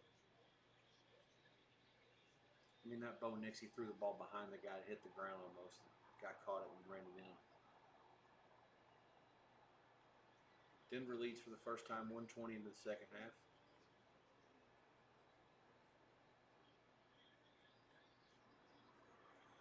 Turpin's return is out. To the point, I guess, I know why they call the timeouts. The kicker can kick from 70 if the wind's in his favor. I know that. Are they really letting the Bears score a touchdown so they can kick a 70-yard field goal? I mean, surely to Christ, that's not what just happened there. Watch the replay. Watch the first down replay and tell me how the guy could get that open. I mean, explain to me what the linebacker's doing against the tight end there. I've watched it twice. I'm still at a loss for how that. I mean, but there's no way they can intentionally be that bad. Prescott waits, still waits. Nothing's there. Now he's running. Now he fires it finally. Complete, didn't get out of bounds. Halftime's going to be over. Complete waste. No clue what they were trying to accomplish there. I mean, Prescott had to get rid of it like in the first 4 or 5 seconds. You can't, I guess in theory they just were going to use the middle of the field and try to spike it. That's all I got. Bears 24-14 at the break. Cowboys do get it first. I'm expecting Dallas to be a 3.5-point favorite. Total close 50. I'd say 27, just based on Dallas's what happened last week against the Giants. How could you not go over anything less than 27? Hang tight. I got to put that order out.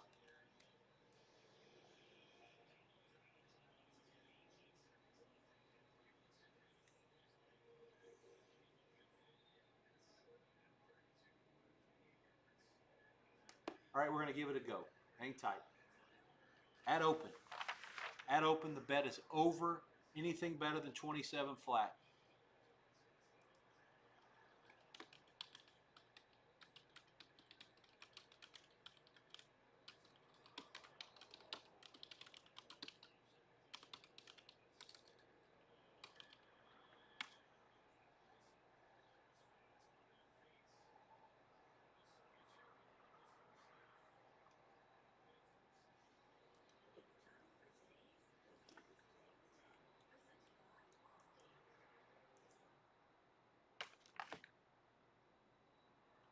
Let's see. The rest of the games are all out.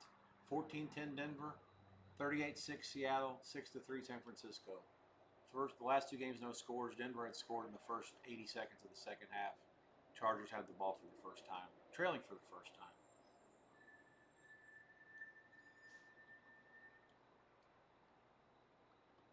Okay, here we go. 26, 25 and a half. Let's see what we got. Go, go, go. Anything less 26 and a half flat is also bettable. Anything less than 27.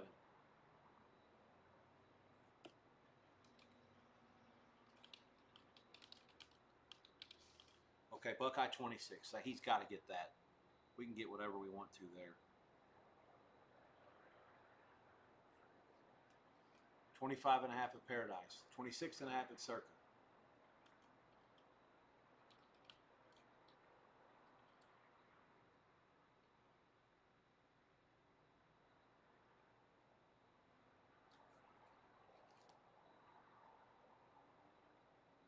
Okay, we got the 26. 26 flat. We overshoot it. Okay, oops.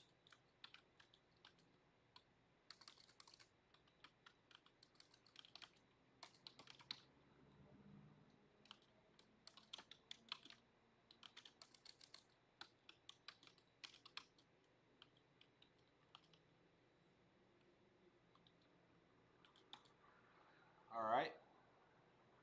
I'll have to put it in the YouTube right quick as well.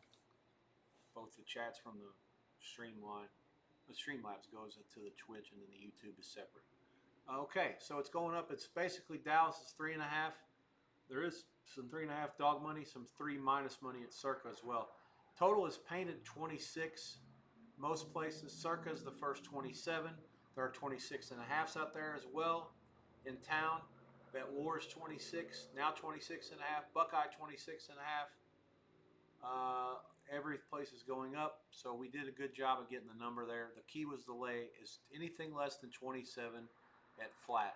Nothing worse than minus 110. So satisfactory there. What's happening here in this? Did the Chargers fumble the kickoff? What a catastrophic turn of events. So Denver's got it back? This is a fucking joke. All right, okay, I got it on now. 3rd and 8, swing pass. Okay, they're going to hold them to a field goal. Jesus Christ. Wake up, Clippers. This is a division game. You take put a stranglehold on the West if you win this game. 3 division games to start the season, win them all, and go to 3-0.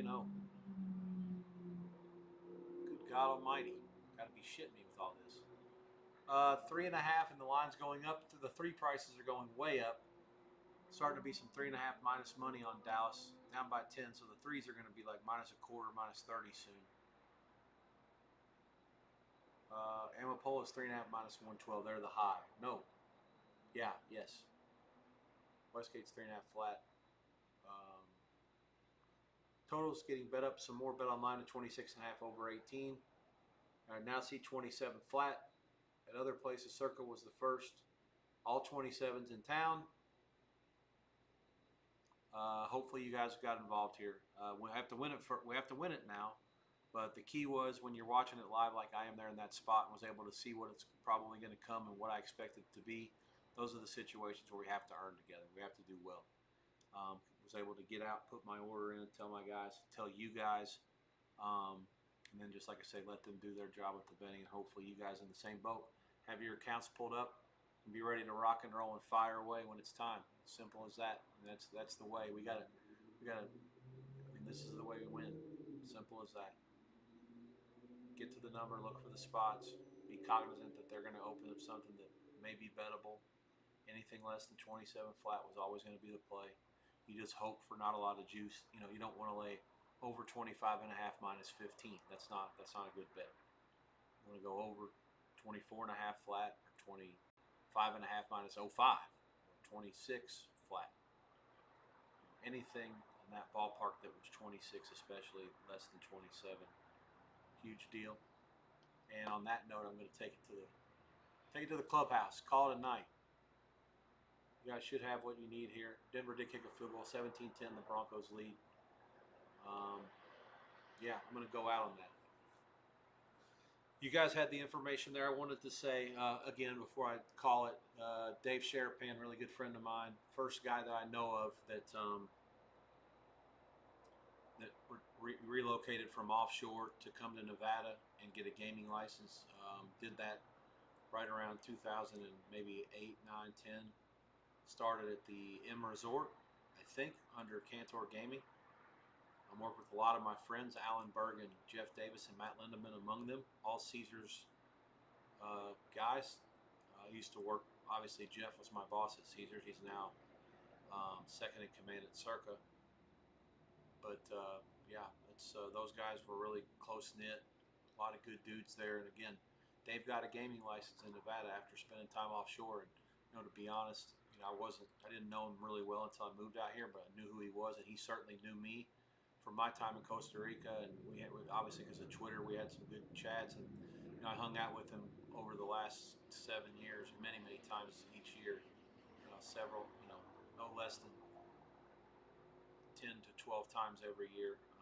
And I can honestly say that every time I hung out with him, the time that I always was in a better mood at the end of my night than I was before I had hung out with him. And there are very few people on earth that you can talk about that and be honest about it with, and all of your volition, and saying that someone is that kind of a positive influence on your life. So Dave, his daughters, his wife, obviously very, very sorry and saddened for your loss. Um, yeah, this has been kind of a tough one. Lots of weird things happen in the games, and of course, when they happen, and you're focused on that. But ultimately, on a day like today, Dave's never too far from my mind. And when I woke up and was watching the soccer, and then popped on my timeline that he was gone, certainly knew it was going to be a tough day, and that's the reason he's always a jersey and hat guy.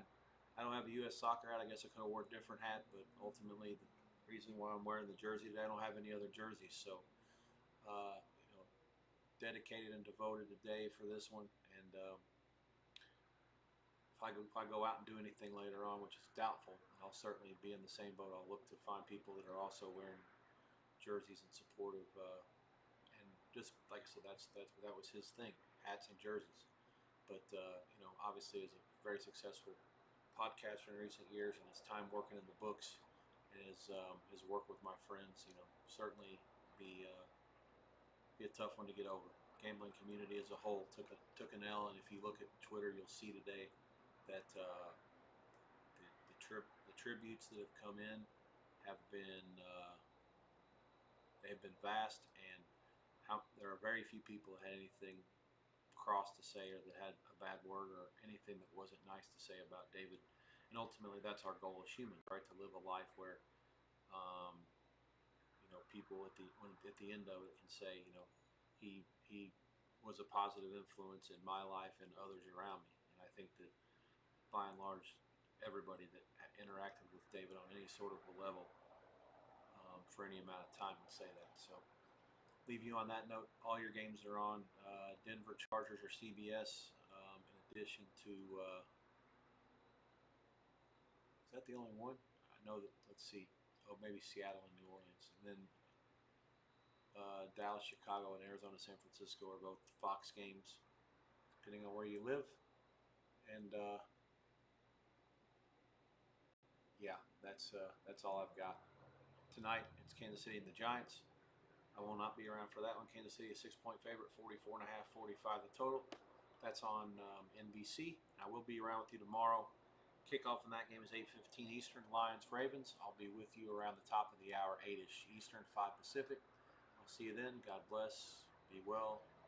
Good night. Good luck.